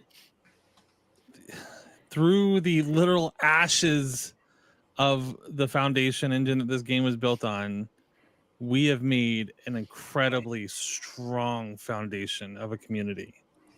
And I am sure we might all go our different ways and our different paths to Destinies, to Suicide Squads, to Arc Raiders if it ever comes out. Exoprimal. Suicide Squad. Yeah. But I have a feeling that if we ever find ourselves again at whatever game we decide to play again together, we have Avengers for that connection to keep it going, to play again, to experience it. And honestly, Avengers, like, there are some low bars you set, but there are some high bars that you set that we're going to be comparing you against whatever and whoever decides to make the next action brawler Marvel game, DC game, because I've never experienced anything like it when it comes to that. So they've set a bar. It's a pretty high bar for me because I'm expecting better than whoever makes it better have learned from Avengers. But honestly, like, the best thing to come out of this is every single one of you guys who played it and every single one of you guys who enjoyed some moment of it. So thank you for everything that Avengers did. The good, the bad, the ugly, all of it. Wouldn't be here without it. Slight Stardust, say goodbye. Cheers, lads. I was see in a bit. No. So like, obviously, I'll be honest. Marvel's Avengers was a game to the point where it kind of like it had taken over my life so much that when I'd go into like supermarkets and games shops and I'd see it on the shelf, it'd almost feel like, obviously I'm nowhere close to a developer, but I'd feel like that's my baby. That it's doing all right, and it'd be a really cool thing because, you know, like I've, you know, even just, you know, I'm able to go and tell my parents that, like, I did like a sponsored Crystal Dynamics stream, which if you break it down, Marvel games, and then if you break that down more Marvel, you know, because they're boomers, you got to just say sponsored by Marvel, and that sounds really good on the old TV. And then, like, you know, that saying stuff like that is incredible. The good things I've been able to do via like charity stuff, of course, with the community, of course, more so, and all that. It's been incredible. So thank you, Marvel's Avengers, the good, the bad, and the ugly, because I probably wouldn't want you any other way. Well, actually, that's a lie. I would like it to be good so you can still be around now, and then I'd really enjoy you. But it's whatever, right? You know. Bob, what you got for me, bro? Say goodbye to Avengers. Yeah. Cheers, mate. Fuck off, shall I? He's been waiting 3 hours to say goodbye. Right. I think to lead off of what Fate Walker said, I don't think it's really goodbye for anything that really means anything past this game. Goodbye to the game, sure, but not goodbye to the connections that we've made. I'm still going to come to Sadot for tips on thumbnails. I'm going to come to Fate Walker for all the, you know, the little bits of info on how to do extra damage in Suicide Squad. Miller, I need leaks, please. Yes, Miller, yes. And Stardust, I'm coming for the hot takes and the like memes. And Jay, apparently we're coming to you for money, dude. I don't have, dude. I'm in I hearing have no different money. things, my dude. I have. Here's my last $15. That's what I got. It's a lot of value behind your head, mate. Well, that's why I don't have any money. I'll take dollars. But actually, Doom as well for like having us, man. Thank you so much. And I swear, like, this best be a thing for every other like live service looter that you want to cover, because I'm coming.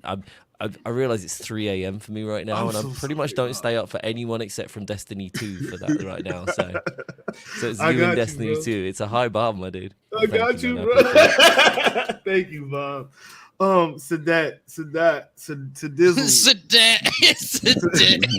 Bro, I'm like literally 4 Cirocs and orange juices down right now, bro. I can't. There's no after show tonight. I'm done. Like, Sadizzle. Kind of like that one, actually. So this was Rebrand. my dude, 2020 twin. Go ahead and say goodbye to Marvel's Avengers, bro. No, I don't think I will. All right, Captain America. Fuck off with your old ass. I'm gonna say goodbye, and then we're gonna come back to him because he's gonna say goodbye. Goddamn it. I'm gonna say goodbye too. Yo, like from the beta to about 3 months ago, like this was my game. You know what I mean? I literally based my channel off of it. Met some dope people. I got to interview developers, bro. I got to interview freaking Paul Tassi because of Marvel's Avengers. You know what I'm saying? I've talked to so many, to me, important people that dealt with this game. Like, I'm just thankful for the entire ride. No, I didn't get into the Illuminati. Oh, well, you know what I mean? I have my own Illuminati right here, right now. I'm good. You know what I'm saying? Plus, we got the RoundTable on Twitter, and I got all of the news anyway. So fuck off anyway, Crystal Dynamics. But goodbye, Marvel's Avengers. Y'all was dope. You know what I'm saying? Like, I enjoyed the combat. I enjoyed feeling like a hero when I played the game. I enjoyed playing it with friends, even though sometimes when I tried to play the game, my IP address would be shown to the world. You dig? I still love the game, though. So, with all that said, man, thank you, Marvel's Avengers. Goodbye. Sadat, you want to finish this off, bro? Hello, beta testers. We come to the end of the road. No one will accuse Marvel's Avengers of being a great live service game, a great looter. No one will accuse Crystal Dynamics of competence, of empathy, of humility. No one will say this is the best community there was, but they could not say that it was forgettable. And no matter what, no matter where we go from here, no matter which live service cash grab we find ourselves shilling for next, we will never forget all the lessons, all the friends, all the enemies we made from Marvel's Avengers. So take care, each and every one of you, beta testers. This is Sadat Gamer signing out. Look on my wife just bought me, y'all. Y'all know I'm a popcorn fiend. She got me cheddar with the kick, though. Ooh. Okay. There was an idea to bring together a group of remarkable people to see if they could become something more. See if they could work together when we needed them to fight the battles that we never could. We tried that. The game still died. I'm sorry. We couldn't save you. Avengers, Disassembled. Peace out, Sadat the Gamer. Peace out, Bob Duck and Weave. Peace out, Slight Stardust. Seriously, Peace you're out, the Fate best. Walker. Miller Ross! Bye, bro. Moneybag J. And with that said, laissez les bon temps rouler, which means let the good times roll. Peace out, Avengers. There was an idea called the Avengers Initiative. The idea was to bring together a group of remarkable people, see if they could become something more, to fight the battles that we never could. Avengers! Assemble. Let's go! It's time Avengers assemble.